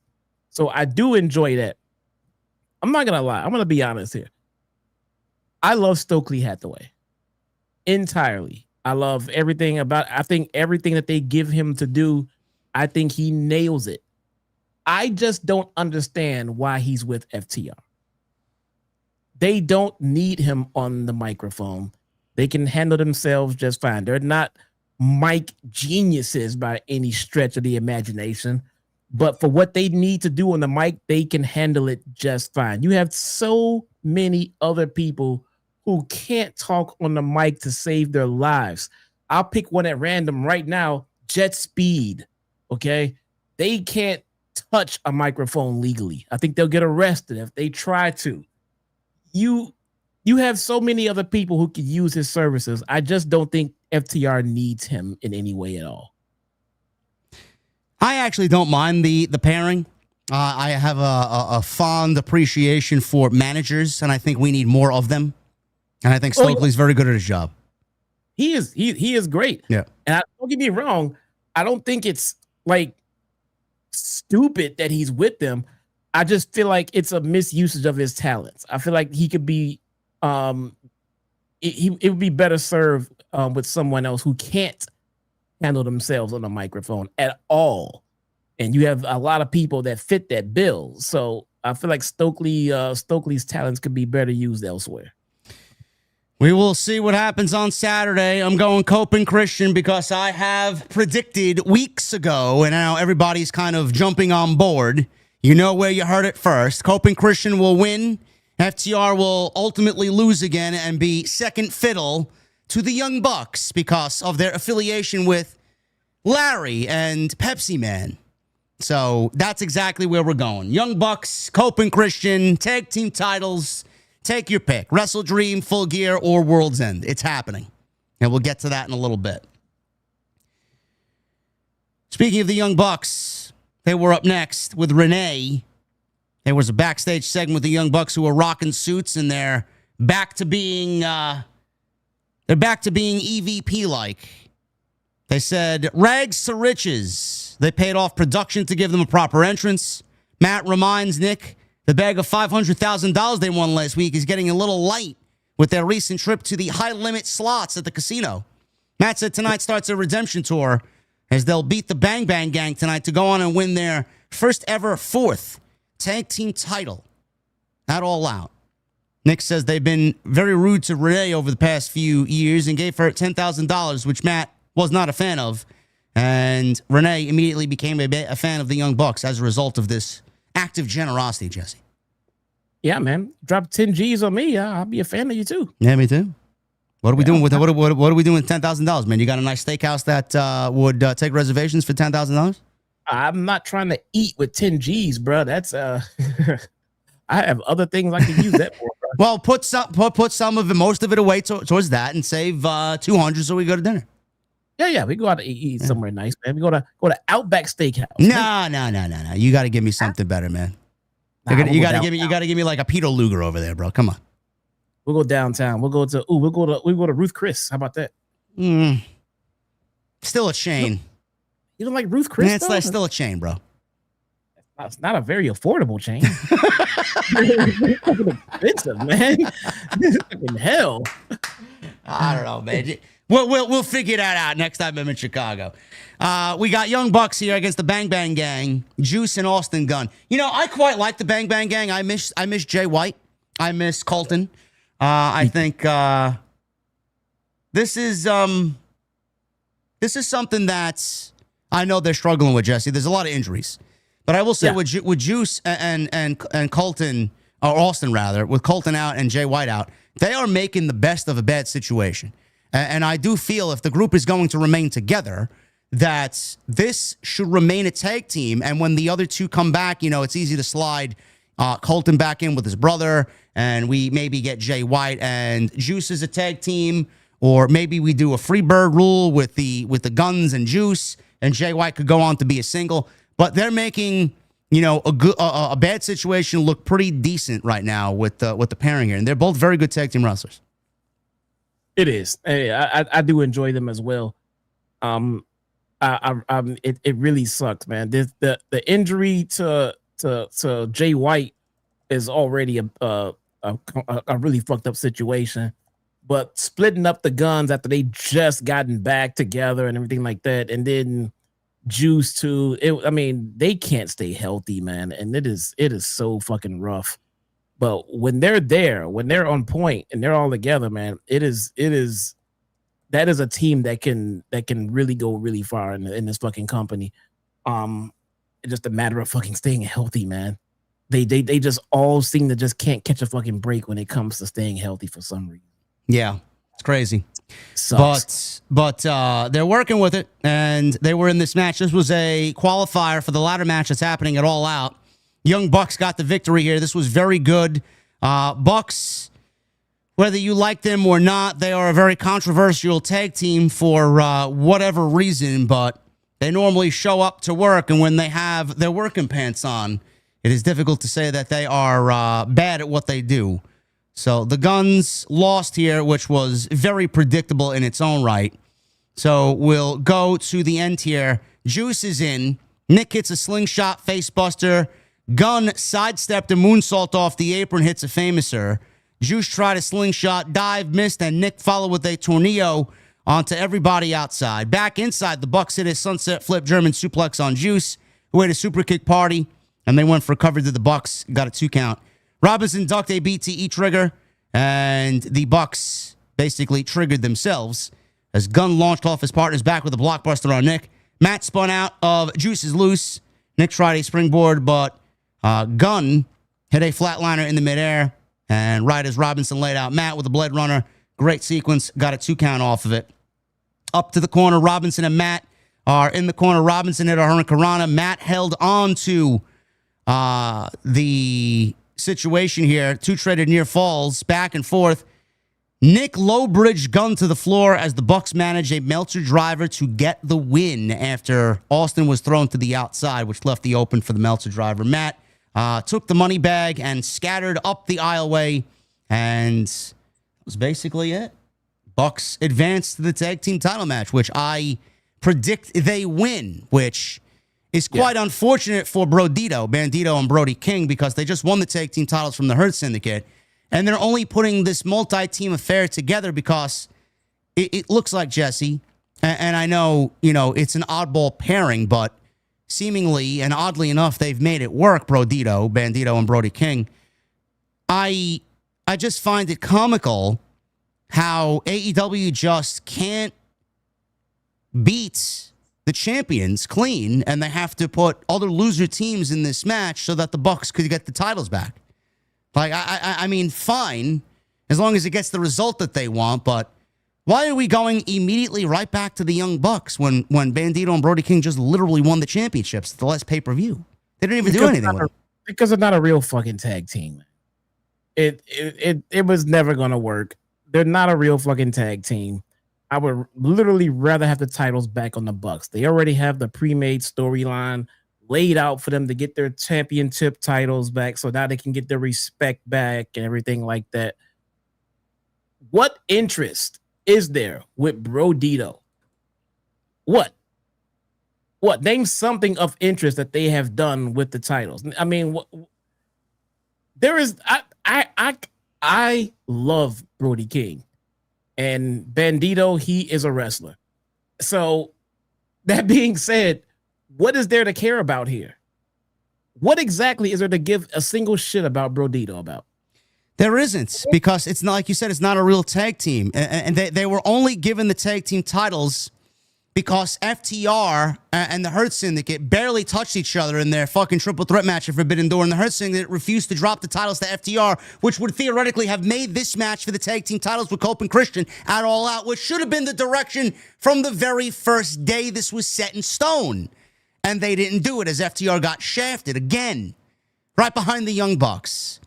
I don't mean this in an offensive way, but I'm going to say it because it's factual information. FTR are the Young Bucks bitches in AEW. That's basically what it is. There's there to be rivals with the Young Bucks. Yeah, they really are. And look, man, I would rather see Brody King versus Bobby Lashley for the number 1 contendership spot to face Hangman Adam Page. What is wrong with that? Bobby Lashley? Yes. Yeah. Bobby Lashley versus Brody King. Brody King needs to be a single star. If you don't have him with his own faction, he should have been the leader of his own faction the second that Alistair left. He should have been the leader of his faction. He should have been coming out there as a single star with Julia Hart right by his side for every fucking match. He would have been a complete badass. He should be a world title contender. Imagine this guy, Brody King, as a heel, facing off against Bobby Lashley. Winner gets Hangman Adam fucking Page. They can't come to a consensus winner. Triple threat match. Brody King, Bobby Lashley, Hangman Adam Page. Something, bro. These two guys need to be main fucking eventers. I don't know what they're doing with this shit, but they're wasting them. Bandito is definitely one of the highlights of AEW television this year. I do think that he is the best luchador in all of pro wrestling right now. And I would like to see him on a singles run if he could remain healthy. Brody King, the same thing. They got a main event guy waiting right there, but I think they're very timid and very afraid of pushing him any further than he is right now, which is fucking unbelievable, and I don't really understand that. But that's what we need to do. So, sure, you'll be down one tag team in a division that right now desperately needs fucking life and tag teams, but this is the way. I just don't understand how we're going right back to the Young Bucks as tag team champions when it should have realistically been FTR holding the championships and losing them to Cope and Christian. But Cope and Christian, Young Bucks, I'm sure the Young Bucks are using their political pull to work with Cope and Christian, and they're using their political pull to work with the Young Bucks, and FTR gets shafted. There's got to be a better way to go about it. It sure would have made FTR transitional champions, but I don't know. Yeah. Fuck this tag division, man. They're not doing shit with it anyway. No. You get all these fucking tag teams and they're not doing anything anyway. Brody King is being wasted. And Bandito is the fucking ROH champion. Let him go be ROH champion on ROH. The Hurt Syndicate being tag team champions was a colossal waste of everybody's fucking time. They put nobody over. They did nothing for the divisions. They did nothing for the titles. And putting the belts on them basically because they're ex-WWE guys. Meanwhile, you held the entire division captive and you held the division up the way that you did. And you didn't give teams like FTR the fucking chance to tell the story properly with Cope and Christian, which should have been the fucking top priority because that is the biggest tag team match that you're doing all year. So why did we need the Hurt Syndicate as tag team champions for? What was the point? Buried everybody. The entire division suffered because of them being champions. Nobody sees it that way. Everything's great, Tony. Private Party. Who? Where's Private Party? I don't know.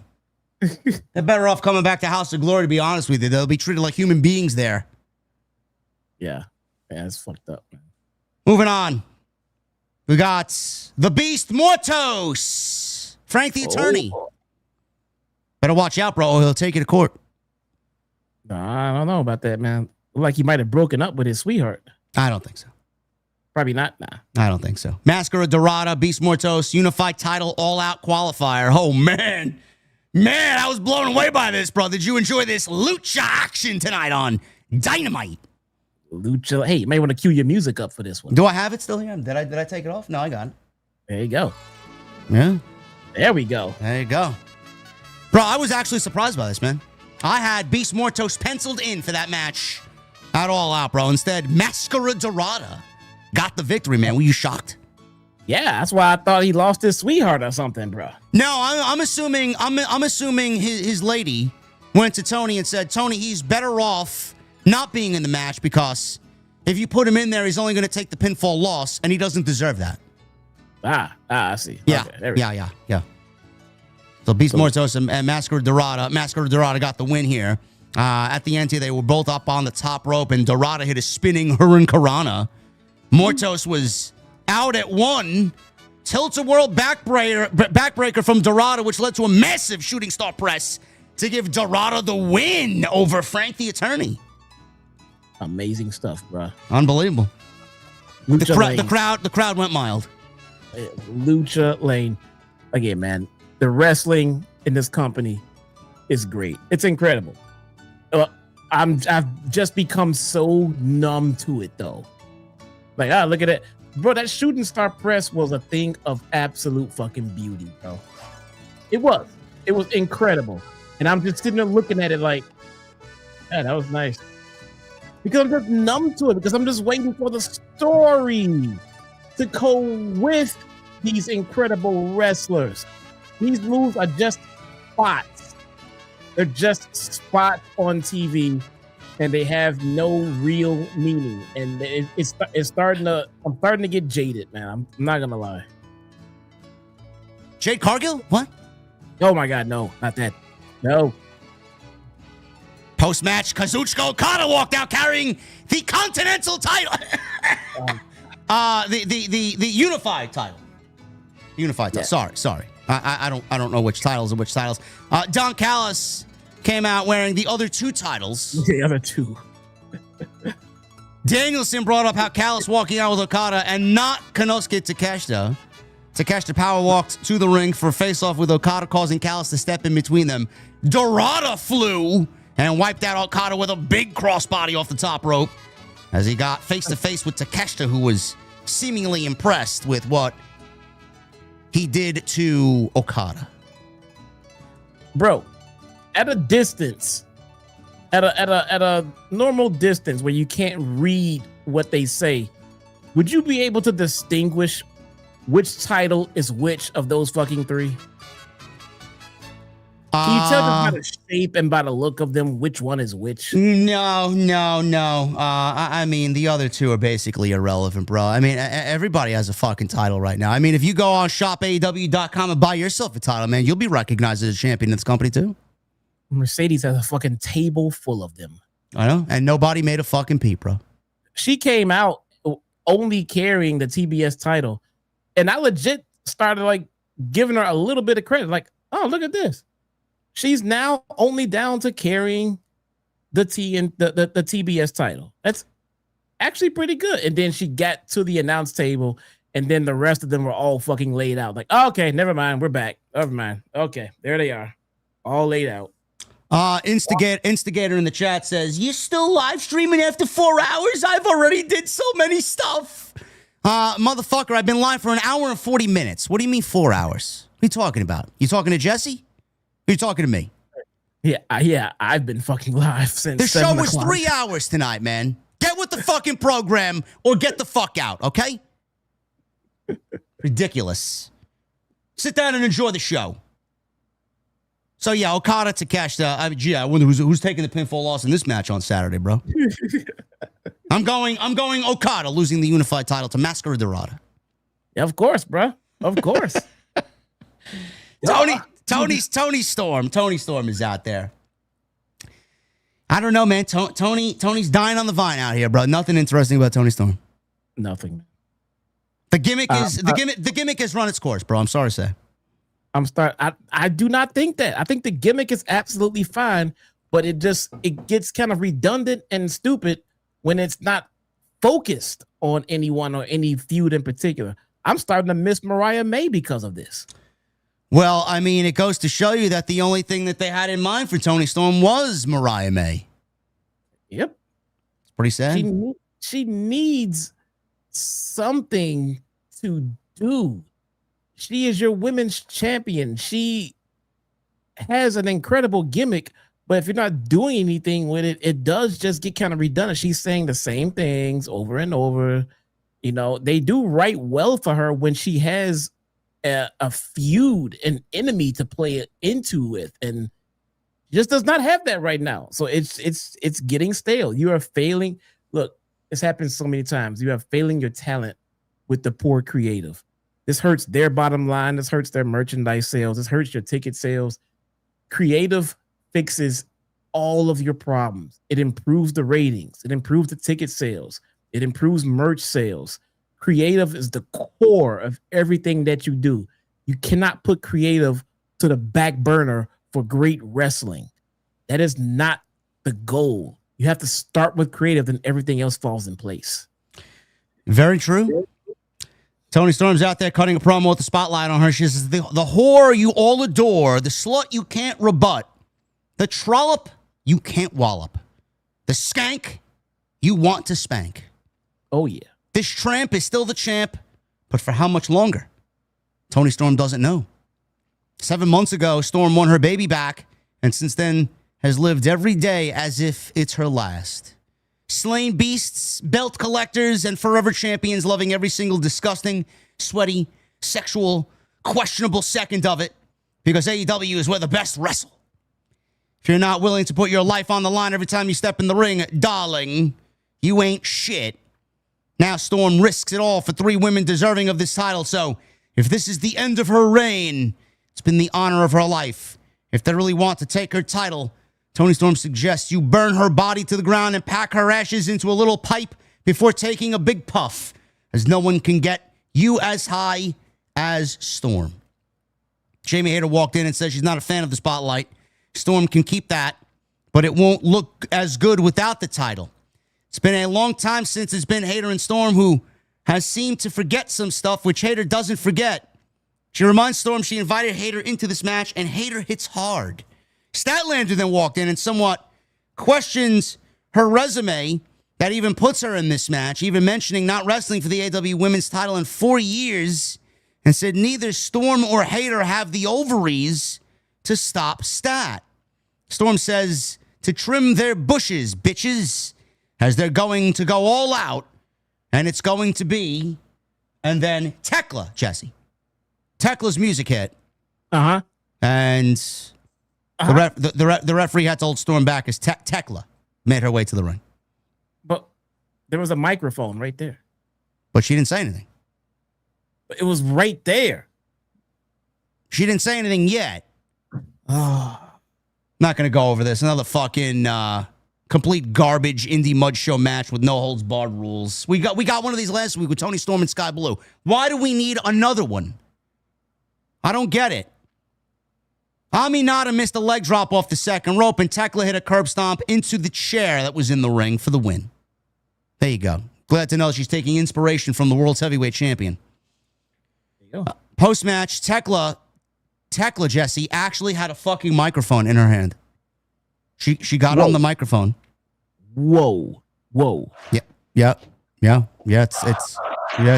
It's crazy. I know. Woo! Wow. It's crazy. Finally hear her declaration. Let's hear what her mission statement is. Yeah. Woo! We got a microphone in Tekla's hand.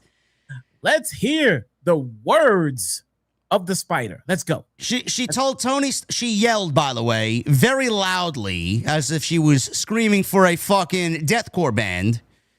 She said, look no further, her end is right here. Look no further, her end is right here. Okay, go ahead. That's all she said. Look no further, Tony, your end is right here. That's 8 fucking words. We're calculating the letters used in this sentence. We're calculating, chat. Can we calculate the amount of letters in the sentence that Tekla spoke tonight? How many words were there, Jesse? 8. 8 words. 8 words. She spoke 8 words.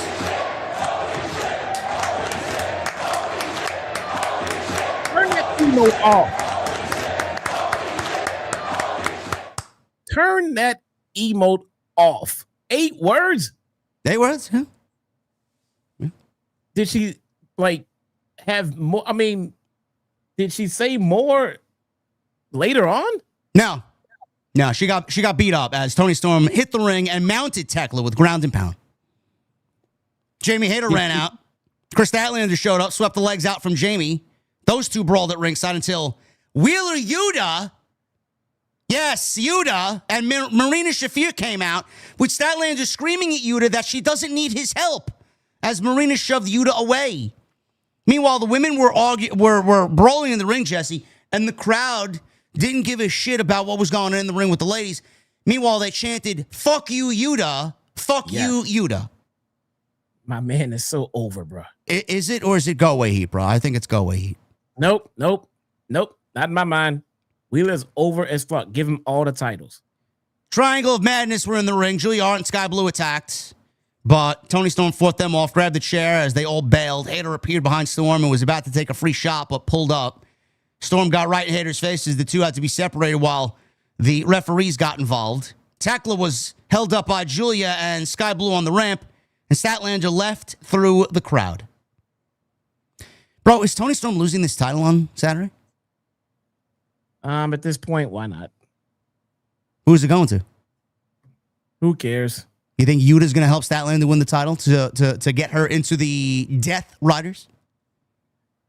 That'd actually be more interesting, to be honest with you. What happens to Tony? We go and rejuvenate ourselves with some character development. Maybe go back to Rocket Tony Storm. Give her a break. Yeah, give her a break. Yeah, I don't think Jamie Hayter's winning the championship. Neither is Tekla. I think Statlander's. I think Jay Solomonster's been saying this. I don't know where he got that from, but it's either Stat or Tony's retaining. Yeah, pretty much, bro. Give it to Stat. Tony she deserves a break. Give her a goddamn break, man. Give her a little hiatus. Alicia Toot backstage with Sky Flight, asking Top Flight their thoughts on their match with Josh Alexander and Hechicero. Hechicero's out there. Wait, what's her last name? Who? Alicia Atut. Are you sure? Alicia Atut Friedman. Okay, there we go. Yeah. Okay.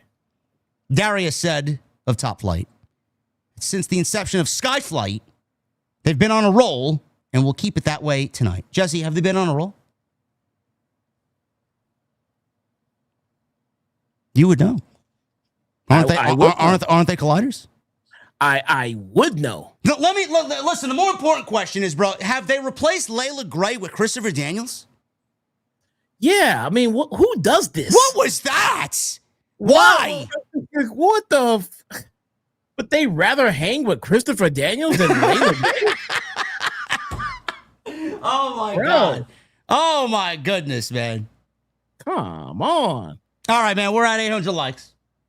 800 likes. Oh, are we going somewhere?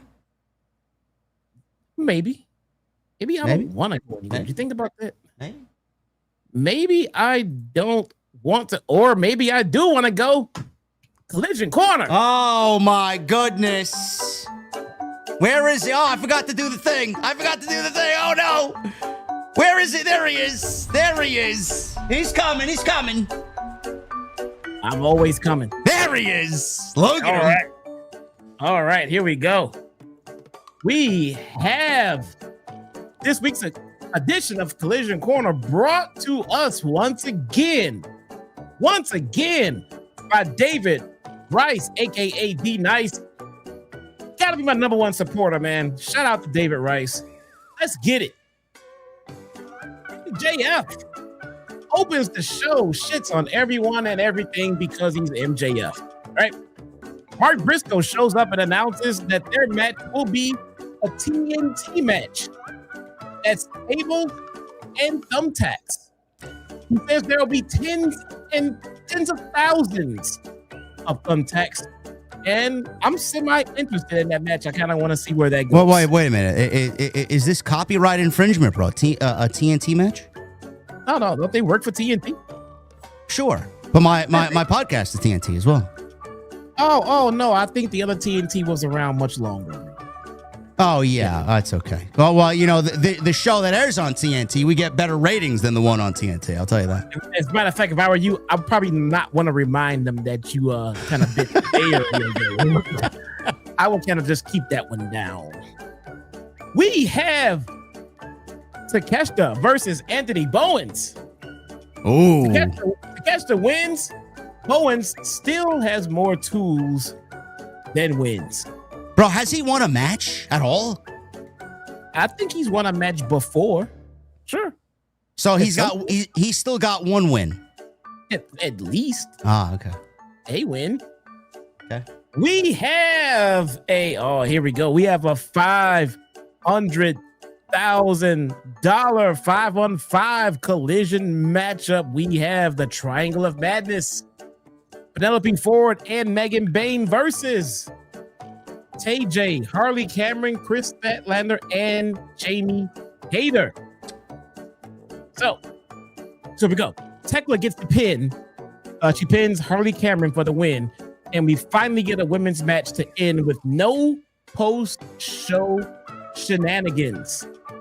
Haha! Psych! Chris Statlander, one of the baby faces, decides that she wants to just beat the shit out of Tekla.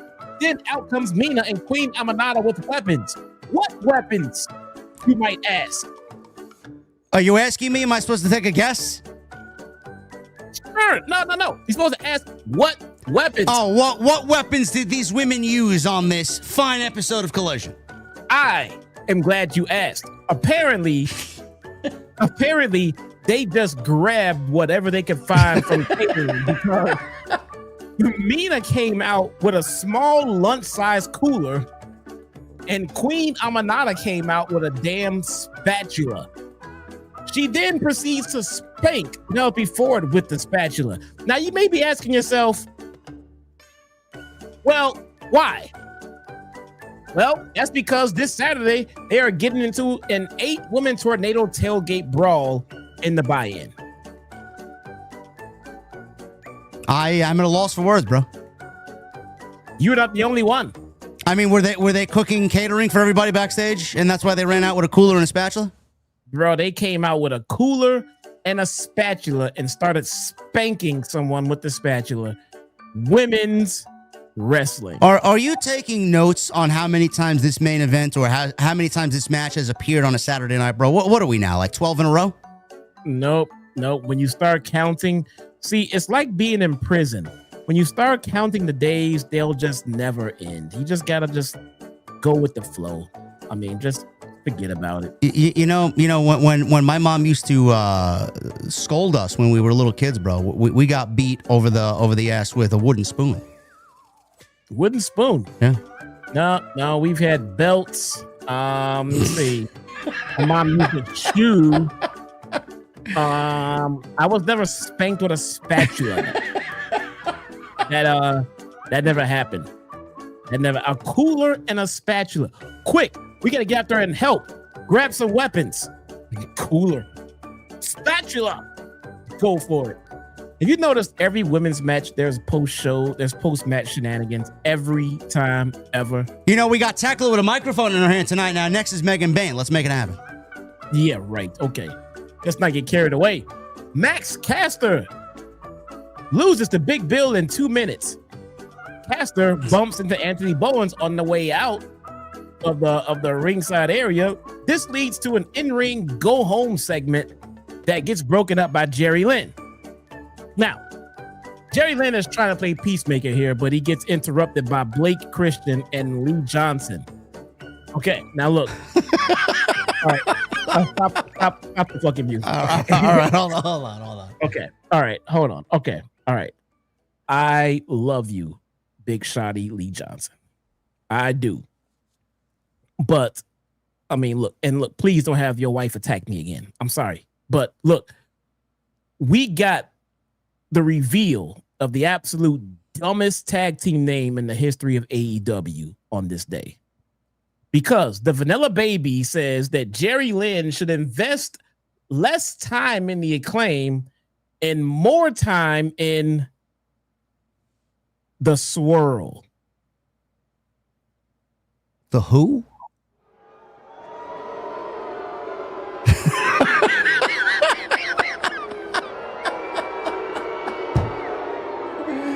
Oh my God, man.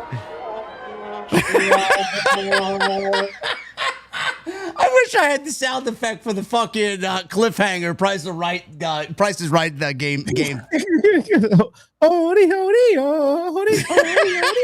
Let me see if I can find it, man. Bro, I mean, who came up with this name? Who came up with this name, bro? Bro Dito sounds like the best tag team name in history when you want to compare it to the Swirl.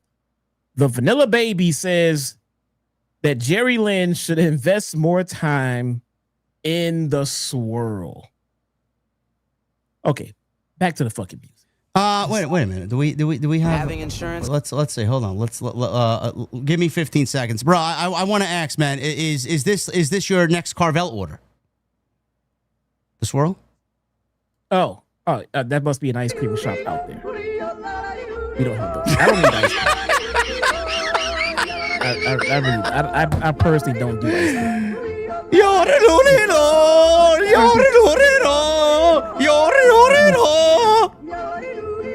Max Factor.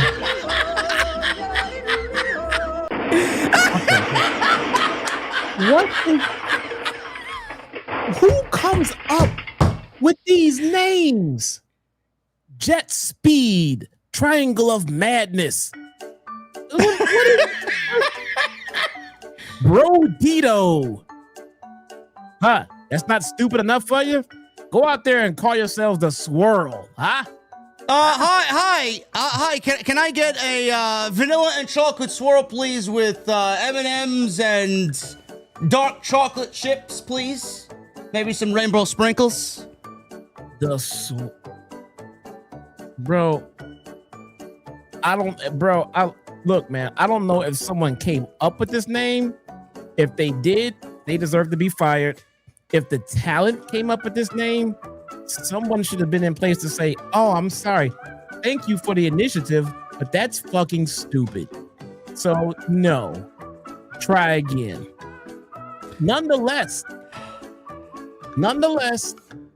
this statement must have really pissed off Jerry Lynn because he immediately started hulking up and attacking Lee Johnson. But then Max Caster came in to help. But Caster and Jerry Lynn were no match for the Swirl, man, so they were overtaken. But lucky for them, Anthony Bowens came back for the save. Ladies and gentlemen, the Acclaim are finally not back together because when the dust settled, they got away from each other faster than a couple who just woke up from a one-night stand. They couldn't wait to just fucking. So this is some weird logic here, bro. They've broken them up and for literal months have treated both like losers, and now they decide to get them back together potentially, at least tease a reunion. Yes. So you want to get two absolute fucking losers that you've buried beyond recognition back together, and the fans are going to take to them like they did before? Well, this time it's different. This time they're gonna put them with and a retired star. Huh. Sure. I mean, fantastic, Dad. Where's Billy Gunn again? Not on this show because he clearly sees that this show is fucking completely garbage. That's why. Oh my God, man. The Swirl? The Swirl, bro. Sounds like something that I look at when I take my fucking morning constitutional, man. The Swirl right down the toilet is exactly what AEW Collision is. I love you, Big Shotty. Don't kill me, man. We got FTR versus Tom Billingsley and Adam Priest. Wait. Two. Tom Billingsley. AKA, who the fuck is that? Tom Billingsley. Who's that? Is that like a fucking R&B singer? Who is he? The Dynamite Kid. Tommy Billington. Oh, there we go. Same thing. I put Billington on my notes too. Hello, good sir. My name is Tommy Billingsley. May I serve you some Earl Grey tea? Keep thinking about Billings and from Friday Night Lights. and who? Damian Priest? His cousin? Well, sorta. Adam Priest. Close. AKA the rematch of the century. Did it go 15 minutes, bro? It probably did. I'm not gonna lie. I don't remember. I just faded away into the match. Match was fine. The last time FTR won, though. So, of course, this time, FTR won again. So, that's that. That's in the books. Why we had to have it again, I have no idea. But now we get Kazuchika Okada versus Michael Oku in the AEW Unified Championship Tournament Final. I refuse to insult your intelligence by telling you who won this match. I'm just going to assume you have common sense. Okay? I'm going to go with anybody but Takeshita, bro. I mean, Okada versus Michael Oku. It's Okada versus Oku. Oku. Main event. Oku. Main event, we get a tag team match. The Death Riders versus Paragon.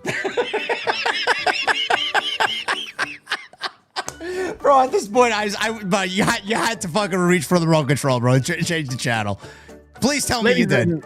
Ladies and gentlemen, that is your Collision corner. You don't even even have notes on it. Garcia won. Whatever. Look, man, that was the main event of the show. Let that sink in. Oh my God. Ladies and gentlemen, that is this week's Collision Corner, brought to you by David Rice. I thank you guys so much. My name is Jesse, aka your very own one only Shots on Spark, and I watch Collision, so you don't have to. Please don't.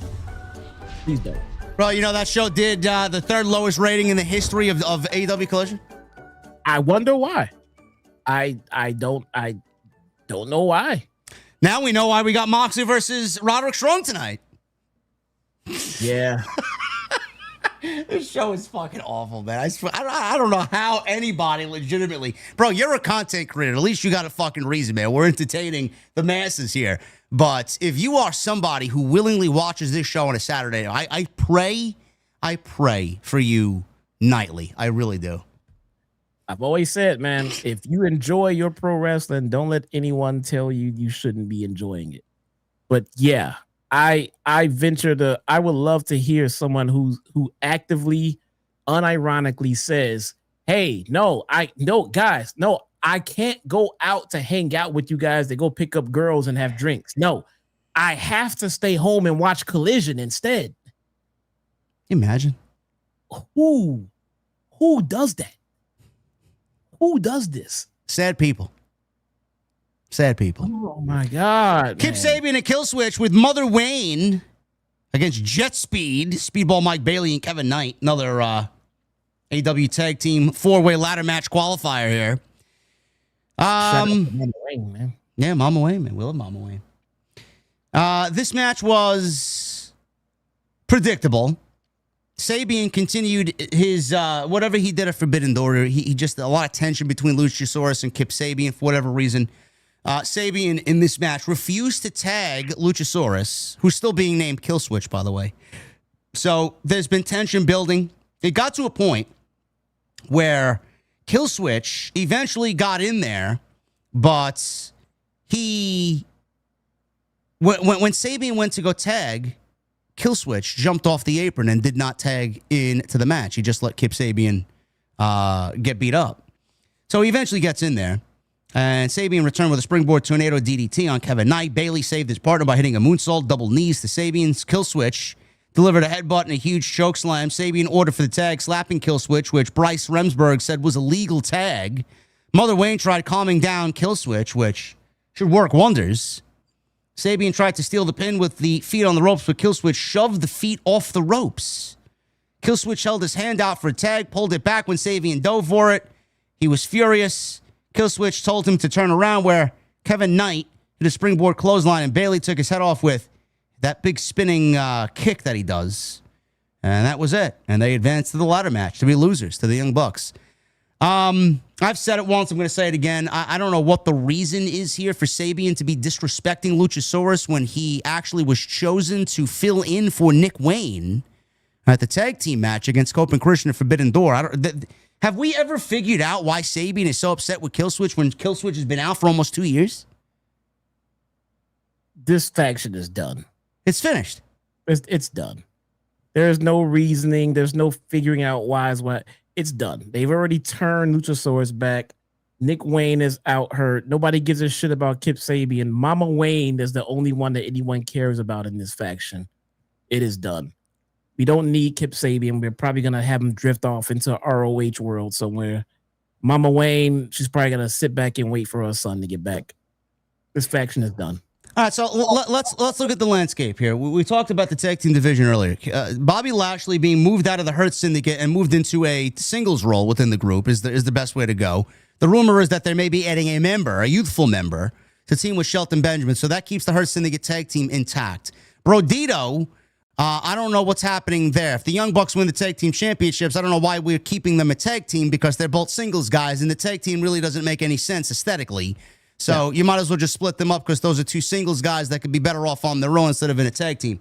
The Acclaimed are getting back together, and it looks like they may be getting one of their older, more popular tag teams together. It's not going to be the same thing as it was back in the day, but at least we're adding another tag team to the division. And this tag team with Killswitch and Sabian, I don't know what happens with Sabian and Nick Wayne and the matriarchy at this point. Nobody gives a fuck. But No. Killswitch should drop the name, go back to Luchasaurus, and I've said once, I'm going to say it again, get him and Jack Perry back together and make them a darker version of Jurassic Express, a little bit more humanized and less cartoony, and I think that would be great for the division. And we can be off and running there. That's what I would do. Yeah, no, I think I agree. I would too. Yeah. Kip, I mean, I'm sorry. I don't know what you do with Kip, but I don't Nothing. think it's working. Yeah, Nothing. it's just not working. No, Jet Speed is the other one. If Kevin Knight's the one, you don't need Jet Speed as a tag team. Again, it's just a made-up fucking tag team because Tony Khan was feeling both of them at the time he signed both of them. So, you know what? These guys would be a great tag team. Yeah. But they're both singles guys. You can actually fulfill the prophecy that you started planting when you signed Kevin Knight and actually do something with him. Put him in the Hurt Syndicate. Big Bill was backstage with Brian Keith. He brings up his match with Eddie Kingston, which makes no sense at all. And it was then later reported that Tony Khan put Eddie Kingston on the card for All Out, even though he hasn't made one TV appearance in a year and a half since his injury. He put him on the show, Jesse, because he wanted to build hype for All Out.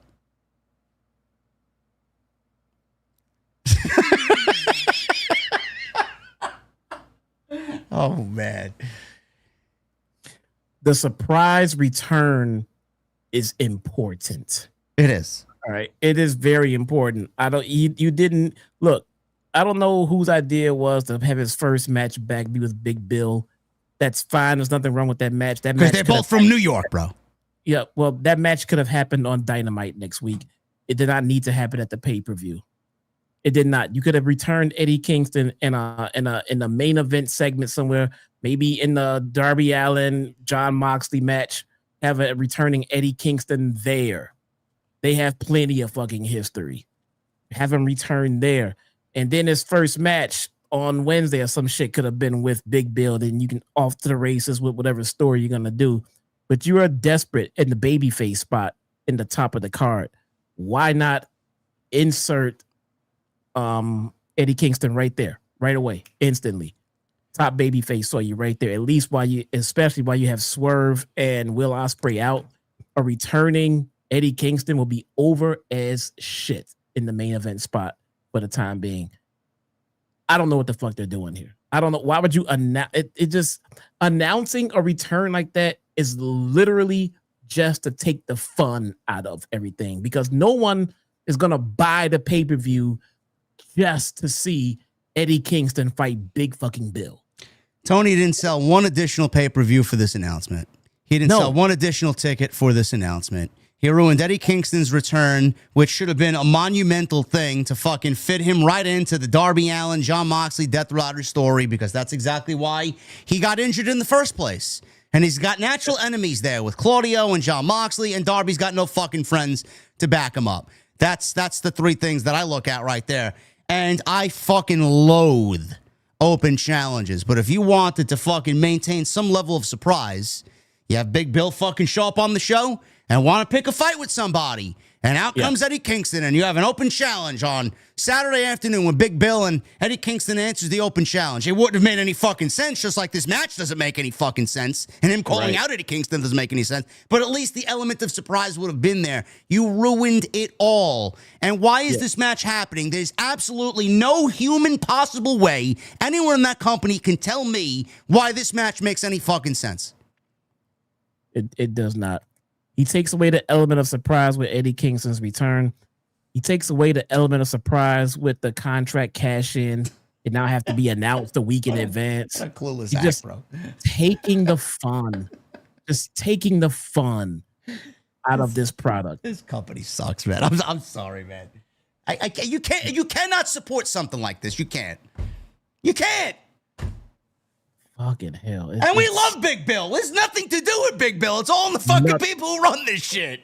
Nothing to do with Big Bill. Or Eddie Kingston. We love him too. I love Eddie Kingston. He needs to be at the top of the goddamn car. I love Eddie Kingston, man. But let's just be real here. No one's buying the show or buying tickets just because Eddie Kingston is there. But it would have been a phenomenal fucking surprise to get there or to be watching the show like, oh shit, Eddie Kingston's back. Holy shit. No, it was announced. Big Bill's out there just carrying this feud on his own. And again, we love Big Bill, but he is not capable of carrying a feud by himself. All right. So it's not any more interesting. The surprise factor would have been much more entertaining. Bryan Danielson, he sat down. I'm not even going to go over what Big Bill said. It means nothing. Big Bill was in the promo backstage before we got to this segment. He said after 16 months on the shelf, he was watching Big Bill wreck everyone on his way. Who did he wreck? Wow. Who did he wreck? Anybody? Anybody of note? People are saying Big Bill doesn't belong in the same ring as Eddie Kingston. Nobody's ever said that. We just don't believe you belong in the ring because this has no story. No, never said that.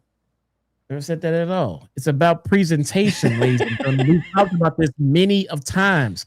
It's not about the match by itself. It's about how you are presenting this match. You know what I'm saying? You just could have had no announcement of Eddie Kingston at all. Didn't have him at the pay-per-view at all. But then as soon as Wednesday Night Dynamite starts next week, open up the show, Eddie Kingston's fucking music hit. He comes out and he starts spitting his shit like Eddie Kingston can only fucking do. And if you wanted his first match to be with Big Bill, you could have had Big Bill come out at about 5 to 10 minutes or so or whatever into Eddie Kingston's return promo and then come out and talk his shit. Like, you come out here in your return, I've been on this whole fucking time grinding and you've already had more fucking ring time than me. Bullshit. And then had a little match right there. That match would have been fine. Nothing wrong with that. But this is not a pay-per-view match. Mad Collector, has JD nonsensibly crashed out yet? No. Everything that I've said has been factual truth. I haven't said anything on this show that anybody can sit there and say, man, I don't agree with that. I don't agree with that. Everything I said, everything Jesse says, there's someone out there, a lot of people out there that agree with most of the things that we've said because everything is honest. Honest criticisms. Bryan Danielson. I'm sorry, what? They don't. And if they don't, they don't. It's our opinion. I don't care. I mean, we're not wrong in our opinion. This is what we feel. Bryan Danielson sat down with Darby Allin. This was actually very good. I'd like to see Danielson do this a little bit more. Before they get to the coffin match with Jon Moxley, XY climb Mount Everest. Allin said he felt like he was living his life through someone else. He sees how the wrestling industry eats people alive and spits them out. And he was doing a lot for everyone else, but not himself. Footage of Allin climbing Mount Everest was shown, which was pretty cool. As he said, at the end of the day, all you have is your world, and his word is what he gave people when he said he would climb that mountain. So we got the photo of Allin hanging the AEW flag at the top of Mount Everest and brings up what Jon Moxley did to Danielson last year. Despite giving his word, he'd always have Danielson's back. Allin would never turn his back on who he considered family. So he said, take Sting, for example. He'd never do that to Sting. He'd never do what he did to you, to Sting. Allin makes Danielson give him his word. No matter what happens at All Out, he won't get involved. Allin regrets every day what happened to Danielson at Wrestle Dream last year, and Danielson said it wasn't his fault. But Allin said Danielson's career is over because of what Moxley did. Danielson said his word means just as much to him as it does to Allin and makes Allin promise him one thing. And then Danielson leans in and whispered something to Darby Allin, who agreed with what Danielson said, shook his hand, and walked off. Now, what exactly did Danielson say to Darby Allin? I feel like we're going to get something dastardly happening in this match, Jesse, and I feel like it's going to be something that gets AEW some headlines on Saturday against WrestlePalooza. Yeah, they're about to kill Darby again, aren't they? Yep. Okay. Yep. They may set the fucking casket on fire. Who knows? I don't know what they get. This fucking... Please don't let Darby kill himself in a match, please. We'll see. Something, I've been saying it for weeks now. Something dastardly is going to happen. And Tony's going to give them the platform to do it because they need some headlines. RIHO and Robyn Renegade. Gee, I wonder who won this one. Really? RIHO beat Robyn Renegade. We got a crucifix bomb by RIHO for the win. And she stared at Monet throughout the finish because there's a lot of tension there between RIHO and Mercedes. Mercedes was out there on commentary, barely said anything, and she got zero reaction when she came out with her 9 belts. Post-match during the stare-down, Renegade picked the ankle of RIHO, allowing Monet to hit a backstabber, standing tall over RIHO, holding the TBS title in the air. Now, there was a rumor, Jesse, that Mercedes wants to work with the Renegade twins and that a faction could be forming. We didn't really see any tidbits or any teases of that becoming a reality here. But isn't Charlotte still injured? Is she? I think so. Someone in my chat said Charlotte's still hurt. So, Robyn Renegade is a loser. I don't know why pairing her up with Mercedes or them up with Mercedes is going to make any difference. are these women signed yet? I have no idea. They've been flirting around and doing shit here and there with them for a couple of years now. So wait a minute. What makes them so special that Mercedes wants to work with them, but Camille got the fucking boot and we haven't seen her since? What happened there? Why? Fuck if I know. I pitched that the Renegade twins should have been saddled with Thunder Rosa as a heel faction. I remember you said that. A long fucking time ago. I remember you said that. Great. And nothing came of it. I don't even know if they're officially signed yet or not. I mean, I'm assuming they are. They've been working here pretty consistently on ROH, I'm being told. But they've lost their luster. Thunder Rosa has become a non-entity in this company at this point. And now all of a sudden Mercedes wants to work with them. They should have been working with the one that brought them aboard. They trained with Thunder Rosa. Mercedes wants to work with these two who are sisters, and they're a legit team, so that she can pair herself up with these two. So when the tag team titles are a reality on AEW television, Mercedes can't hold the tag team titles herself. They may actually pair these two together, bro, and they may make this a threesome on AEW television. So not only does Mercedes have 10 belts and breaks Ultimo Dragon's record, she will be co-holders of the tag team titles and living vicariously through the Renegade twins. That's exactly what they're thinking of. How are they going to justify having Mercedes hold the tag team titles for two other women? She's not even in the tag team. Bro, they have to create trios titles. No, please don't create trios titles. I guarantee you, bro. They're already pitching it, and Mercedes wants the Renegade twins to win the tag team titles. They're good. They are good. And I pitched that should have been, by now, they should be certified. They should be legit. They should be on TV. They should be established. But they're not. I don't know why they're not, but they're not. And if Mercedes wants to be the one to bring them along, I really don't care, as long as they get put on TV, because I think they're actually pretty good. Well, Mercedes has buried most of the division, so I don't know, with the lack of reaction she's getting nowadays, I don't know how she's going to really benefit the Renegade twins, but we'll see what happens. Yeah. Claudio, Wheeler, and Danny Garcia have a video package with Garcia challenging Katsuyori Shibata on Saturday.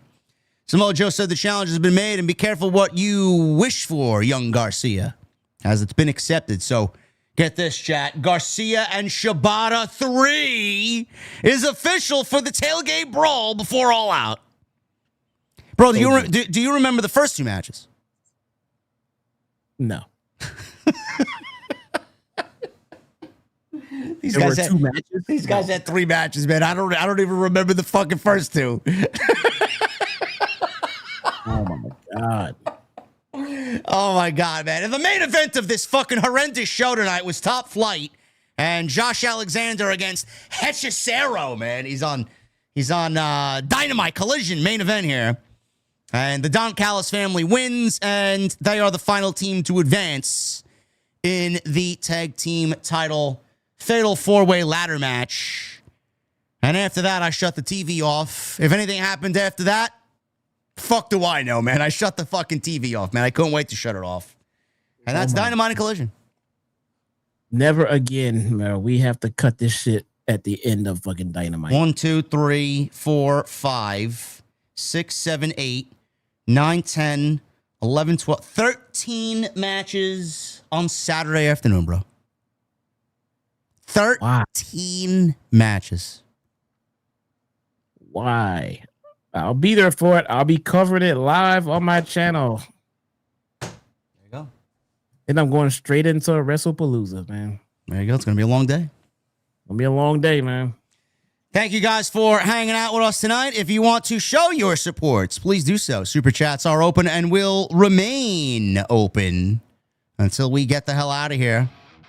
Follow us on social media at JD206, Twitter, Instagram, TikTok, and Cameo. Hit that subscribe button down below. Turn on the bell for notifications. Go check out Jesse on Twitter at Chi-Town Smark on YouTube. Same at. It'll be live all weekend. I will be covering WrestlePalooza after the show is over on Saturday night. And what I'm doing with All Out, I don't know what time I'm going live on Sunday, but I would like to go live, but I don't know if it's going to be a fruitful adventure for me with NFL on Sunday. Man, you can do it in the morning.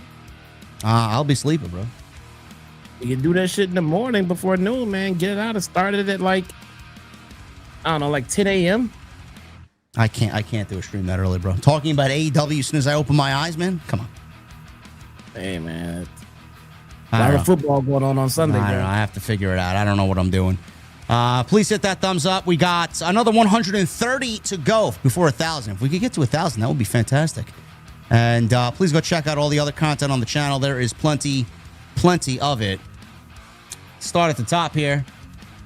Michael Krause, JD, Jesse, OTS. How are we all doing? Let's go. Yeah. Thank you, Michael. JD, when is Jesse making tacos? The kitchen's closed, Lloyd. Kitchen's closed. It's too late. Best in the world, Matt, with a 12 months. Happy 1-year anniversary, OTS fam. Really appreciate all the work you do, JD, as well as Jesse and Solomonster. Keep up the great work.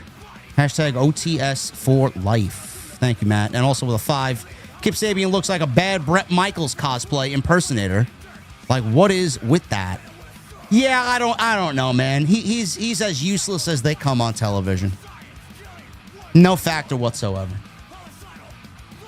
MGM balling with the 46 months. If nothing else was noteworthy on the show, at least we got Mother Wayne. Oh, my goodness. I know, bro. Mother Wayne, man. W Mother Wayne, man. Yep. Major W. Arcade the Hedgehog with a 10. So, JD, you only know of the Twisted Metal show and not the game. Well, spoiler, Calypso is the guy in charge of the tournament. So I ask again, what would your wish from Calypso be if you won the tournament? I don't know. Probably...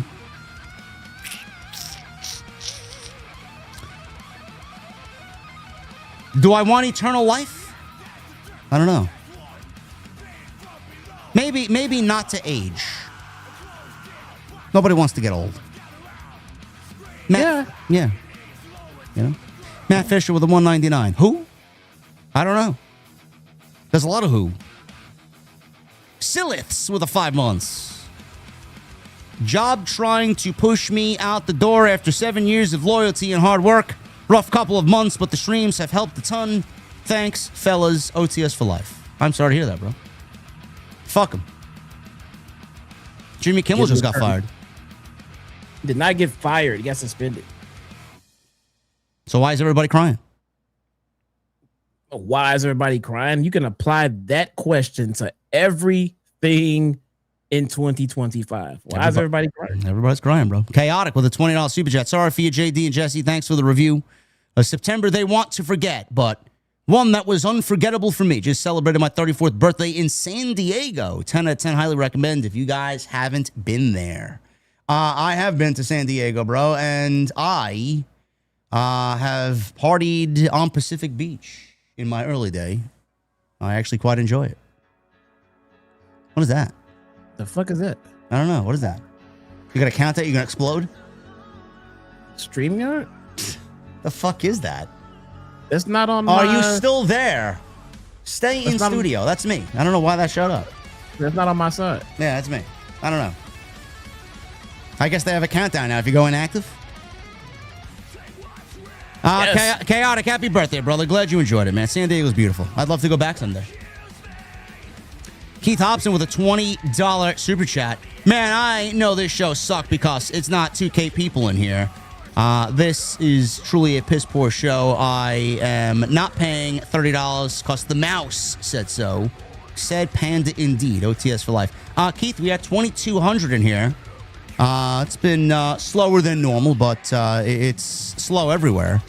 And getting WrestlePalooza is cheaper than All Out.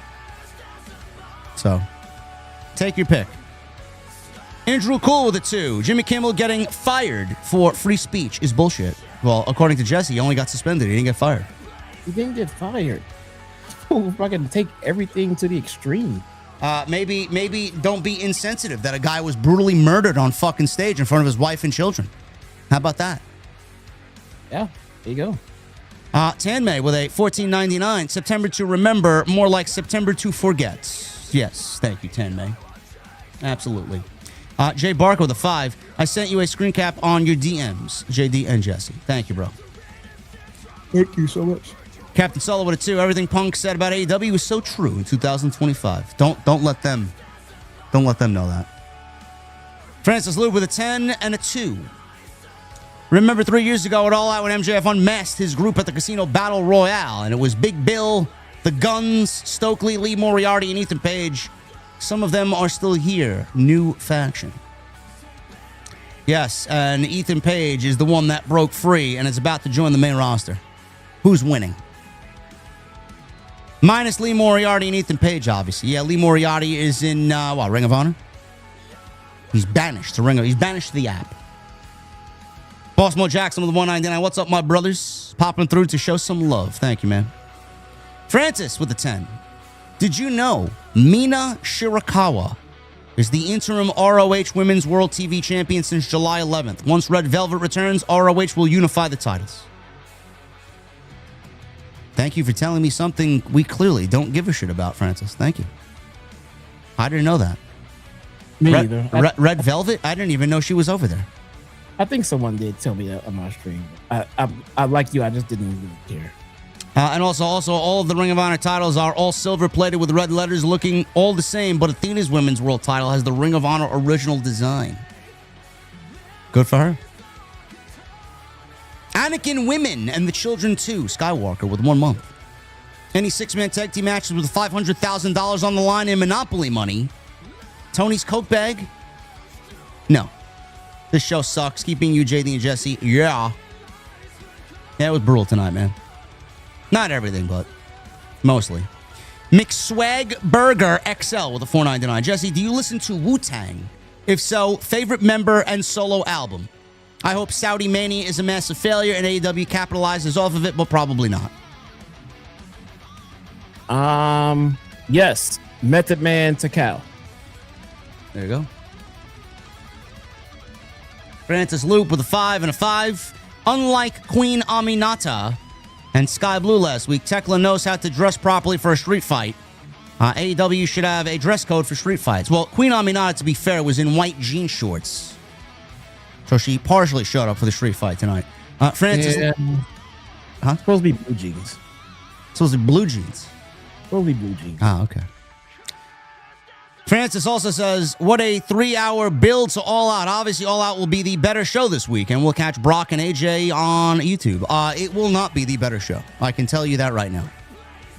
This may be... Right. This honestly, if I didn't have content creation, I would not be buying this show. I would not be watching Petty Palooza. Panty Palooza? What? Petty Palooza. Oh, Petty Palooza. Just pair Andrade with Thunder Rosa, says Francis Loop. And also a 5. Dynamite looks so much better in these venues than these bingo hall residencies like the 2300 Arena. If Eddie Kingston returns, it will be big. Francis, you are one optimistic brother, I tell you.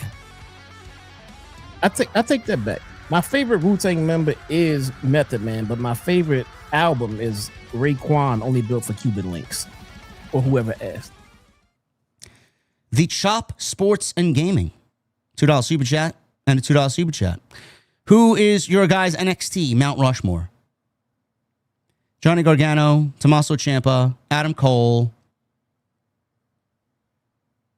And I'd probably end up going with, as Bailey. the 4th,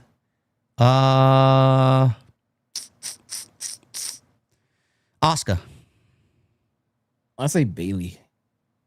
Asuka. Remember how Asuka got the longest reign of all time, bro. Remember how the other horsewomen got called up though, and Bailey was left behind to help hold together NXT? She did. Yes, that's a good choice, though. Yeah. Thoughts on Powerhouse Hobbs in WWE in 2026 as Sap discussed. They would be interested in him immediately, man. Look at him. Yep. It's right up WWE's alley. Completely. Eric Newton, 37 months. Thank you, brother. Michael Krause with 21 months. JD, Jesse, Jason, thank you for all that you do in 2025. It's been horrible for WWE and AEW. Why would Tony take the fun out of everything? Makes no sense. Because Tony doesn't know what he's doing. And grandson of a coal miner with a 5. Do we see a Team TLC with the Bucks, FTR, Christian, and Cope? Keep up the good work, guys. You're the best. Team TLC with the Bucks? I don't think so. They're too old. They can't do anything remotely close to what they used to do when they were younger. Look at this, your guy, bro. David Rice with a 20. Hey. Is it? Oh, it is. The forever sponsor of Collision Corner, just showing some love. Look at that. What's up, D? Nice. There you go. David Rice. Thank you, brother. And that is another Dynamite in the books, another post show in the books, another Collision Corner in the books. Any last words, any last rights before we get out of here, bro? No, man. If you have not subscribed to the channel, please do, man. We got to get to 10K. We've been stagnant at 9 for too long, but we have something coming up soon. Hopefully we'll get past that mark. But if you have not subscribed, please do. Show some support. It's free. Let's go. There you go. Thank you guys for a great stream tonight. We will be back next Wednesday as always. I will be back for WrestlePalooza. I don't know where I'll be for Friday Night SmackDown. I might have plans that have arose this afternoon that I might not want to partake in. So I will let you guys know what I'm doing. It's all right if I miss a SmackDown. Don't worry. You won't miss much, or I won't miss much. Follow me on social media at JD from NY206, Twitter, Instagram, TikTok, and Cameo. Hit that subscribe button down below. Turn on the bell for notifications. And please... Oh, I forgot to play Turtle Beach. We'll play it at the end of the show. So you guys get your fill in. I forgot to play it. Make sure you guys go check out Turtle Beach, turtlebeach.com. That is turtlebeach.com/scripts. And I will see you right back here for WrestlePalooza right here on Off the Script. We'll see you guys later.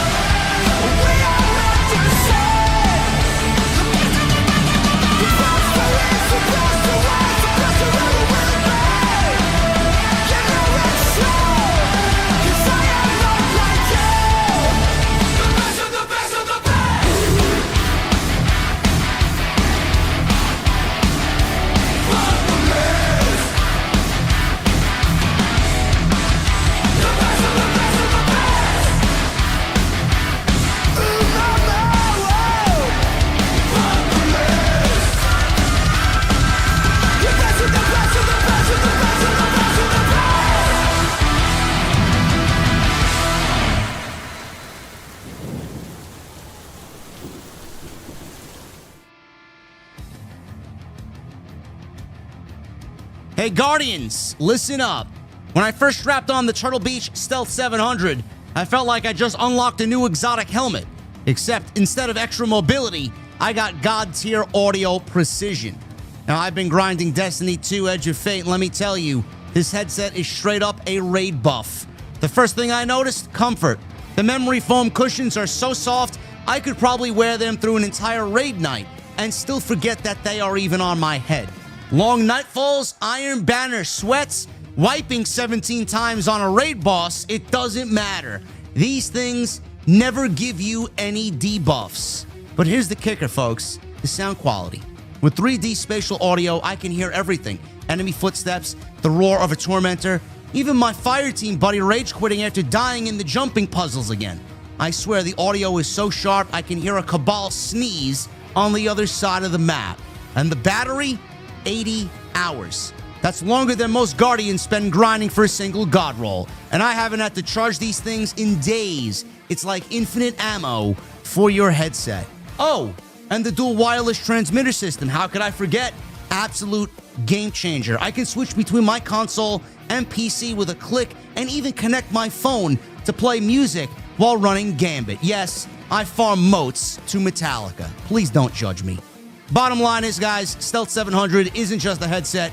It's your new exotic for real life. Turtle Beach is the ultimate gaming cheat code. Head to turtlebeach.com and use my code SCRIPT for 10% off your entire order. That's 10% off at turtlebeach.com with promo code SCRIPT. And when they ask you where you heard about it, tell them Off the Script sent you. Get the ultimate immersive gaming experience with Turtle Beach today.